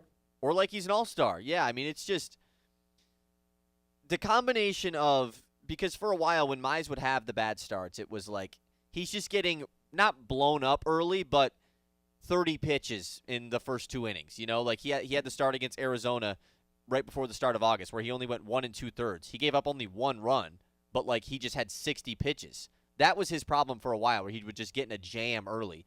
Now lately it's been he either gets crushed early or he's got a couple good innings in him, so they're like, okay, let's try to make this a full good outing. Then he gets and crushed then in the late. 5th inning he gets crushed. Right. Yeah, so it's at least with Jack Flaherty, it was pretty consistent of like, yeah, Flaherty can give you 4. And then in the 5th, he sucks. And with Casey Mize, it was he's either got it early or he's going to be throwing a ton of balls, and you might have to take him out of the game early. Now with Casey Mize, it's just like I have no idea how he's going to be bad, but one thing's for sure, he's going to be bad. Yeah, it's a tough situation to find yourself in at this point in the season for sure. On the mound today, ironically, we're going to show some faith in him a little bit later on in the show, but against this Mets lineup, This Mets team is tough, man. I guess that's like I told you this pre-show. I mean, we've seen Soto in a Yankees uniform. We've seen Soto in a World Series. Like, obviously a great player, but it's not like I'm sitting down and watching every Juan Soto start the way that I'm watching like every, I don't know, like name a NFL pitcher. Like, you really only watch them for 3 consecutive days, or an NFL quarterback. You really only watch these guys that aren't on your team every day when they play your team. You know what I mean? Yeah. Like, just because it's an everyday sport. Especially the National League guys, it's just you're not really paying much attention to them. Well, I don't even think it's an American guys. League, National League thing. It's just like I watch baseball every day with the Tigers. It's not very rare, but Yeah, it's you're like not catching other MLB games, really. not exactly. It's a regional sport. I'll watch Sunday Night Baseball once in a while, or the Dodgers when they're on late. But it's a regional sport.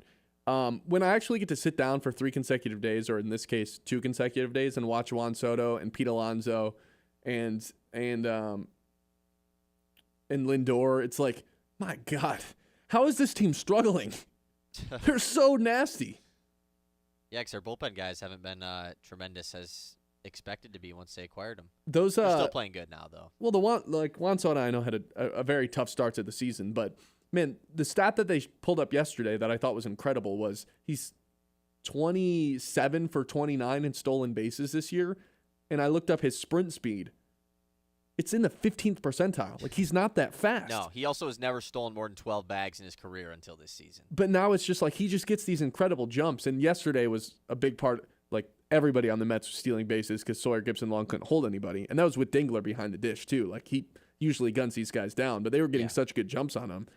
I mean, Juan Soto like walked into second base stealing a bag. And it's just shocking to think like a guy like that, such a star, has been on 4 different teams in his age of 26. It's shocking. The guy leads the league in walks by nearly 20 over second place and is not even top 50 in strikeouts on the season. Like, it's that type of plate discipline is really unheard of. Well, he's in the 100th percentile when it comes to chase rate, which implies AKA the best, yeah. Yeah, which implies he's the best pitcher or hitter in baseball when it comes to not swinging outside of the zone. Yeah, he's got one of the crazier baseball savant pages you'll see. Just everything towards 97, 98, 99th, 100th percentile. Got to go against them one more time today. 989-837-6125. Tigers try to avoid the sweep at 1 o'clock. It's the Ben Bosscher Show, live on 100.9 The Mitt. The Ben Bosscher Show, built by Bresky Siding and Building Repair on 100.9 The Mitt.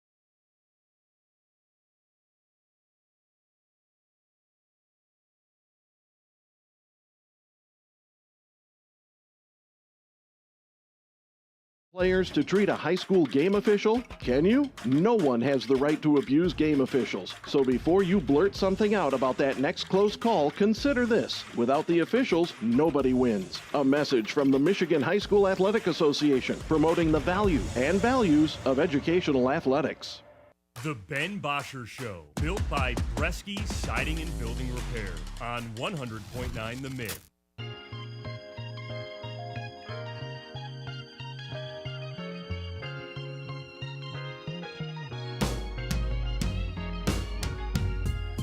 All right, welcome back. It's the Ben Bosscher Show live on 100.9 The Mitt. I think it's time to hit the news. The Mitt's Morning Catch. Okay, let's hop back into the news, Ben. Had a good amount that we didn't get to earlier. And we have some big-time news for the people that like to watch a lot of sports in the world for a low cost. You see what I'm getting at here. Stream East has been banned. If anyone is familiar with Stream East, it's gone now. I use it every day.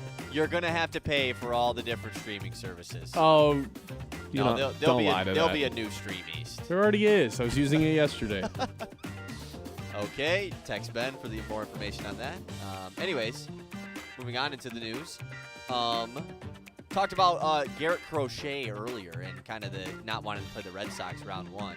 Well, Garrett Crochet had a big blow-up start yesterday, giving up 7 earned runs, which means our boy Tarek Skubal minus 900 to win the Cy Young now.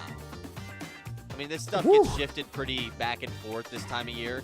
So if Skubal has a bad start, this could happen again. But I don't envision Skubal giving up 7 earned either. So. Oh, no. Ever. Yeah. Like, he just won't do that. Yeah, exactly. So and he's had a couple stinkers this year. Yeah, but not nearly close to 7 earned. So I would say he's kind of got this locked up now. Hopefully, at least.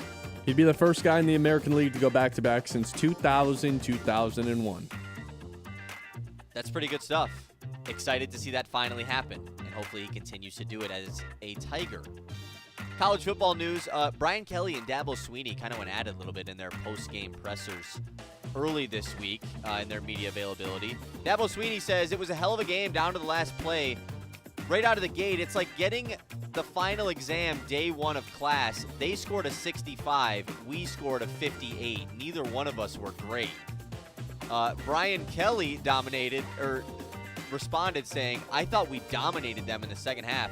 So he's a really good grader for giving himself a 58, or he's a really hard grader on us, or he didn't see the second half, which that might be the case. That's good, because clearly he did see the second half. I love when coaches have beef. Just funny stuff there. That's really good. A 65 for the team that won? Kind of crazy, man. I really hope we get a rematch between those two teams in the playoffs then.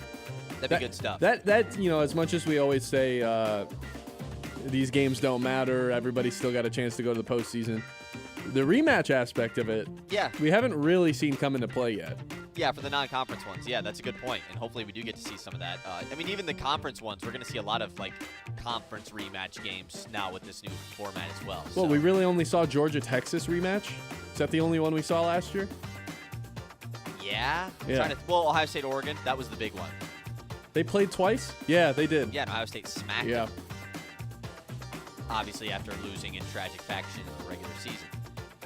Micah Parsons' agent went on First Take yesterday, Ben, and spoke publicly saying that Micah Parsons wanted to stay with the Cowboys and that he was never going to sit out games for Dallas. He was going to play Week 1 Thursday night against the Eagles. Look, I have no idea if this is true or if it's not true. It is so easy to say that now, though. Oh, why would you not? You have nothing to lose to say that now. Of course you're going to say that now that he's been traded and is trying to play. Yeah. Do you believe him? I kind of do believe him, honestly. He can. You're right. He could literally just be talking out of his you-know-what. But I kind of believe it, honestly. If it really is true that he was going to play, Jerry Jones is an even bigger idiot than we realized. Well, of course he's a bigger idiot than we realized because he wouldn't. I mean, the agent also talked about, Jerry Jones just wouldn't negotiate with me. He just basically said, Micah Parsons said to the contract I talked about in March, so he thought the deal was done. Dude, this is not 1970, bro. You have to talk to these guys' agents. That's why they get paid. That's what they are here for. Their job, even. U.S. Open continued yesterday, continues today as well, and Novak Djokovic defeated the final American man, Taylor Fritz, advancing to the semifinals. We're going to get a Novak Djokovic v. Carlos Alcaraz matchup on Friday. That should be popcorn between those two. You got a time on that match? No, but I can give you a time for that match here in about a second. It's two. TBD, so I actually will never give you a time. This is like the first time I'm like, oh, tennis. Oh. I'll Yeah, usually tennis. check out the championship. Like when it was Jannik Sinner versus Alcaraz in Wimbledon, that was sick. I'll watch that. And hopefully we'll get to see your girl Naomi Osaka head to the finals, because that's the lock of the day yesterday. The favorite today, I'm a little bit more interested in the women's side of things than I am the men's this year with Osaka coming back. That's fair. Gotta reinsert her dominance. Try to win it for the third time. All right, let's close things out with the news here.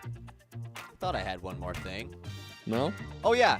The NFL MVP Players of the Year are going to be wearing Gold Shield uniform patches on their jerseys this season, Ben. So Josh Allen, Saquon Barkley, Pat Surtain, and then Jaden Daniels and Jared Verse. Instead of the regular NFL logo that's on their jersey, it's going to be a gold NFL honors type logo to kind of recognize them as the award winners and Players of the Year last season. Look, I think a lot of people cool. I think it's cool, dude. A lot of people always give reactions to this stuff like, oh, who cares? Like, this is dumb. Why are they doing that? I think this is cool, man. It just gives you a little bit more recognition for winning the award. I think this is pretty awesome. Oh, that is cool. Every game I'm this looking year. at it right now. Yeah, every game. So you're going to see Saquon with it tomorrow. It's like kind of similar to the Man of the Year patch. Right. Yeah.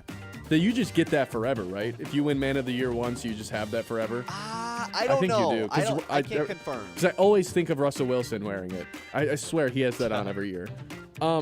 I know you said that was the last thing. I do think the Clippers thing is worth re-bringing up one more time.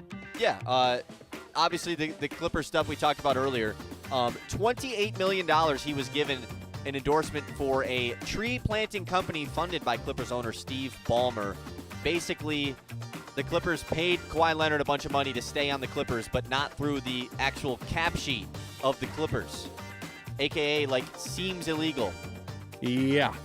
$28 million to be an endorser for this company. He never once endorsed them. And in the contract, it says he only gets the money if you're a Clipper. Like, come on, man. The fact that is in the contract, you only get the money if you're a Clipper, did that have to be in there, or could that have just been more of an under-the-table agreement, you know? Nope, public agreement. Unreal stuff. I'm very interested to see if any sort of penalty comes down. I don't think Kawhi would himself get punished, but for sure Ballmer and the Clippers potentially could. We'll see. I might have to check out this tree planting company, though. Yeah, we should get some trees planted, man. I mean, Robert Downey Jr. was an endorser. Drake was an endorser. But, these guys, being endorsers, actually endorsed the product. See, I'm confused about it, though, because Pablo Torre himself, the guy who's doing the investigation, worded the company as a fraudulent tree planting company. Well, yeah, because it's not a real company? It's just a money laundering thing? For Kawhi Leonard, it is.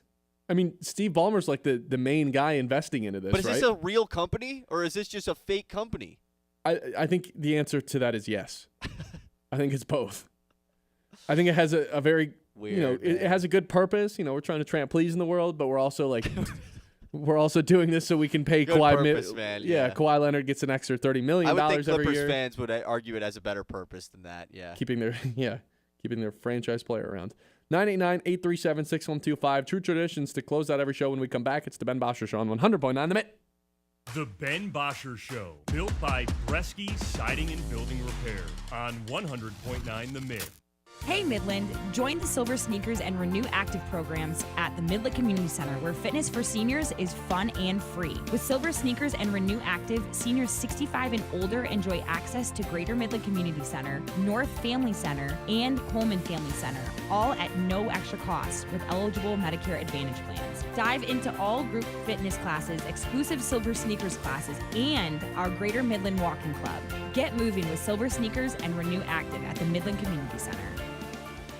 For 100 years, Forward Energy has been more than just a home heat and fuel provider. We've been a part of your community, and you've been a part of our family through every storm, every season, and every moment. We've been right here, keeping you warm and safe. As your hometown energy provider, we deliver more than just propane. We deliver peace of mind with reliable service, quality you can count on, and a commitment to always being there when you need us most. Forward Energy, 100 years strong, fueled by family, powered by community. At Sandy Ridge, our completely renovated clubhouse is ready for you. With a brand new full kitchen, a spacious deck, and plenty of room for any event, it's the perfect spot for weddings, parties, or any special gathering. And that's not all. Our whole 16 green has been redesigned and is better than ever. Plus, our greens are the truest around, on par with the top courses, but at a price that fits your budget. Come visit us today at Sandy Ridge and see why we're the perfect choice for your next event. Get ready, Michigan. Field of Frames Fest presented by Dow is taking over Dow Diamond September 26th through 28th. It's the ultimate celebration of gaming, esports, and community, bringing together fans, families, players, and industry pros for a 3-day festival like no other. Watch elite teams battle in high-stakes competition, the Valorant Collegiate Invitational and Rocket League Semi-Pro Showdown, each with $10,000 prize pools, a $5,000 Super Smash Bros. Open Tournament, and a 17U Fortnite Youth Tournament with $1,000 up for grabs. There's live music, entertainment, and activities for all ages, plus educational panels and hands-on workshops for those interested in tech, business, and gaming industries. Tickets start at just $25, and kids 10 and under get in free. Don't miss your chance to be part of a landmark event. Visit fieldofframesfest.com to grab your tickets today. Field of Frames. Experience the element of gaming. Since 2007, the Michigan Baseball Foundation has invested over $1.8 million into our communities, supporting over 350 projects across 14 Michigan counties. From restoring Alma Little League fields to creating nature-based classrooms at the Chippewa Nature Center and enhancing accessibility at the middle of the Mitt Miracle Field, MBF is making a real difference. Every ticket to a Great Lakes Loons game helps fund these initiatives. Join us in building a stronger, more vibrant community. Learn more at MichiganBaseballFoundation.org. In every town, there's a team that brings us together. A team that stands for more than just the game.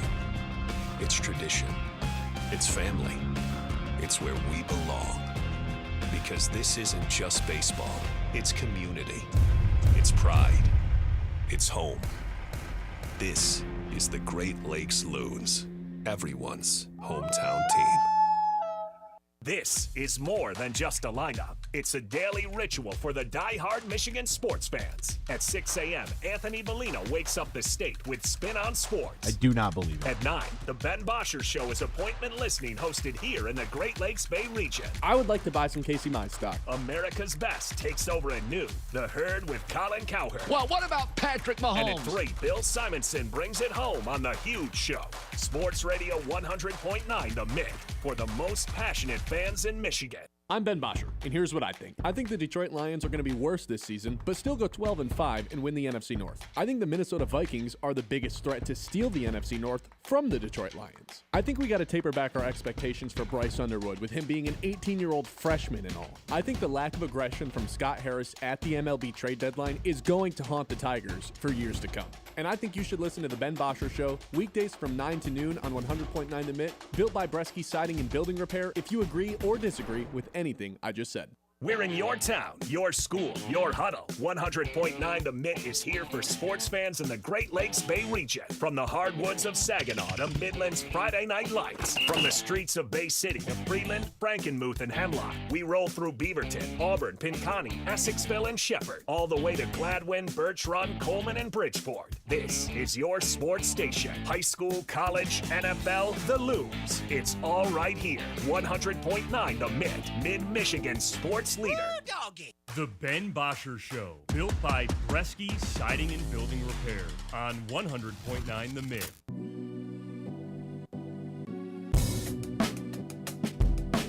I've kind of dogged on the Tigers for a long time today, so I figured let's change it around. It's time for our Lock of the Day. Lock of the Day. You better lock it up. No, you lock it up. You lock it up. Lock it up. Lock it up. What's so funny, Ben? I'll tell you after the show. Oh. Let's just do Tigers money line today. They've only been swept twice actually, don't quote me on that. They've only been swept 2 or 3 times this season. So I'm just going to bank on them avoiding it. Huh? What? Huh? Who? Wait. I'm just going to bank on them not getting swept today, even though Casey Mize is on the mound. Show up. Offense, show up, please, for the love of God. Vest and Finnegan are fresh, so if they actually do go into a situation where the game's on the line late into the game, they should be good to go in that department. So I'm just taking Tigers money line here. No need to overcomplicate things. Yeah, I'm fading this. This is just a... You're the one that told me to do this. I'm playing. What a reaction. That's just top tier rage bait right there. Yeah, obviously I'm tailing this. I think this, like I said, I think you're overthinking it. You try to get a little bit creative with the 2+ bases, all that stuff. No, I think Tigers just win today. They're just not going to get swept. Yeah, do we trust Casey Mize? Not at all. Is it a good bet? Probably not. Plus odds for them to win and avoid the sweep at home. Sure, they'll win, right? Hope right, so. Guys? Right? No, everybody thinks they're good. No update on the lock of the day, by the way, because Ben, placed a futures bet as his lock of the day yesterday. So it's not a futures bet if it wins. We'll update you on Monday with how that one went. It's not a futures bet if it ends within the next couple days. I mean, how do I treat this in my spreadsheet, man? It's messing everything up, Well, it's like when you bet on someone to win a golf tournament on Saturday and it ends the next day. Like it's technically a future, but is it really? Right, but you placed it for 5 days in advance, so. Yeah, but where we were in the quarterfinals, she only had to win 3 more matches. We'll know today whether or not she's going to the semis. Naomi Osaka plus 500, only plus 480 now. Look at that. All right, that is our lock of the day. Lock of the day. You better lock it up. No, you lock it up. Lock it up. Lock it up. Lock it up. All right, other thing we got to do, guest Colin Cowherd's open. Just so you guys know, we are going to end the show a couple minutes early today because Great Lakes Loon's in action for a noon game. So pregame coverage is going to start at 11:50. So we got a couple more minutes together to guess Colin's open. I got a point yesterday, right? But we're not even going to hear Colin. We're going to hear John. So do we guess John's open today? Ooh. That's actually a good point. How does he open the pregame show? I actually think we should do that. I mean, he knows, he's probably listening right now, and I bet he has the one thing that he's going to open the show with. He has his bullet isn't points. isn't it? Yeah, if sure. If Colin's not on our air, why would we do it? That's a good point, man. Our listeners couldn't even know. All right. That's a good point. We're guessing John's open today, just like that. Whose turn is it to go first? Today is my turn to go first. Okay. I'm going to lead. But now I have to try to really think about what he does here. There's two options. I'm going to lead with the fact that, look, the Loons got to win 4 of the next 5 to make the playoffs. That's how the open starts. They got to win today because they got to win 4 of the next 5. That's how he opens up the pregame show. Okay, I'll go with the extra innings lost yesterday. It was a must-win game, and they failed to win the game in extra innings. Yeah. That would be my guess for. I mean, he's going to mention both those things in his open. And it's just a matter of what does he open with first. Yeah, exactly. What if he just talks about, man, Lake County, they got toilets here. What if he's like, Sabrina Carpenter's new album? It's really good. Well, the thing is, the odds of John currently listening to this right now are quite high. Yeah, it could be a little insider exactly. betting. He might just change what he's going to do. Maybe he helps me get back into the race a little bit. 14-10. Ben picked up a point yesterday. I'm going to trust John to be honest about this one. You guys are going to hear from John tomorrow, though, because spread picks, NFL spread picks are back. Spreadsheet has been made. John, Kyle, Ben, every Thursday to give you the NFL spread picks for week 1. That's tomorrow at least. All right. Colin Cowherd today. We've got Great Lakes Loons in action. Playoff race on the line. They got to win 4 of the next 5 games. 5 games left in the season in order to punch their ticket into the postseason and chase that Midwest League championship. So without further ado, we're going to send it to John Vicari over in Lake County. If you haven't subscribed on YouTube yet, please do that. Instagram, Facebook, TikTok, wherever your social media. We are there. This is the Ben Bosscher Show live on 100.9 The Mitt. I'll talk to you guys tomorrow at 9 o'clock. Baseball. Your hometown team on your hometown station. Sports Radio 100.9 The Mitt.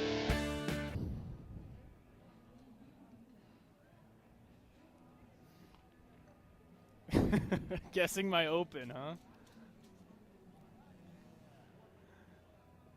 The Sabrina Carpenter dig from Ben was not nice. Not nice.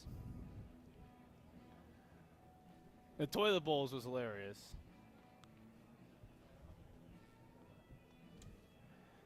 I mean, you both basically hit it. Like, I'm gonna set the scene of what this game means, and then it's got to be the circumstances. All right.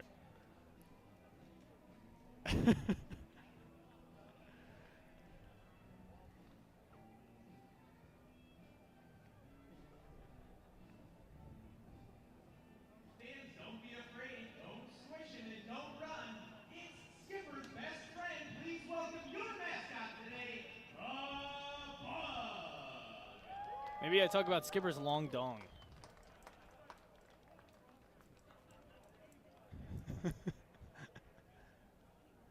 I have to get water from the concessions. I'm like, man, do I go with the Skipper's 10-inch long dong today? Man.